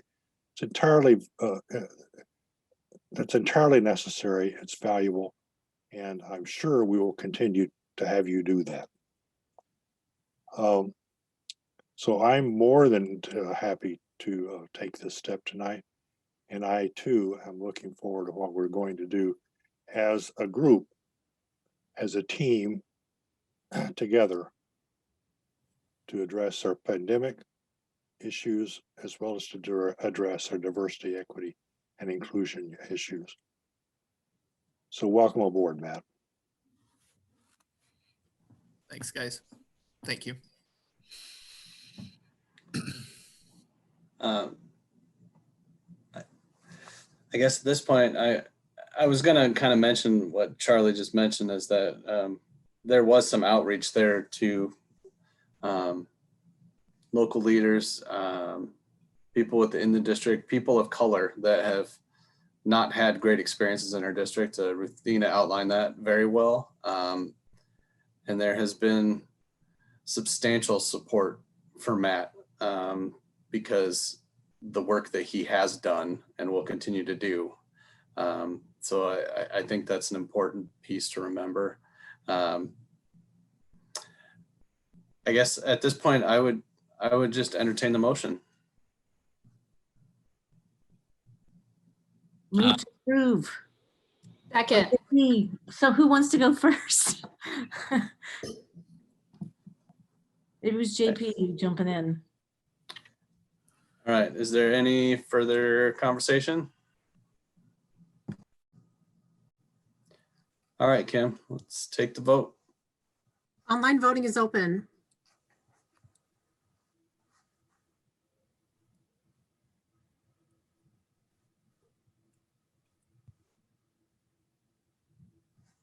All votes have been cast and the motion carries with all directors voting in favor. All right, thanks, Kim. Matt, congratulations. This was step one. There's a lot left to do, and you know it more than any of us, right? There's still a lot of work to do. You've done great work up to this point, and we're gonna make you keep doing it. And you know, COVID hasn't gone anywhere, and we haven't solved all of the equity problems in our district yet, and we've got restraint conversations that we're going to continue to have, and so on and so on and so on. So you're welcome. Let's move on to. Well, I don't know if he had anything to say. He But just got a job. Absolutely No. right. Matt, would you like to say anything? I should give you the opportunity. That's all right. Thank you, guys. I would just say thank you. Very appreciative of all the kind comments and support, and really looking forward to our work together. And would just want to also take a minute to recognize the great team that we have around us. That it's easy to, you know, I always say as leaders, we get more credit than we deserve, and we get more blame than we deserve sometimes. And this is definitely an opportunity that I'm, you know, getting a lot more credit that needs to be shared amongst the team, definitely for that too. And so it's been a great team effort all year. Charlie talked about the team with the board as well.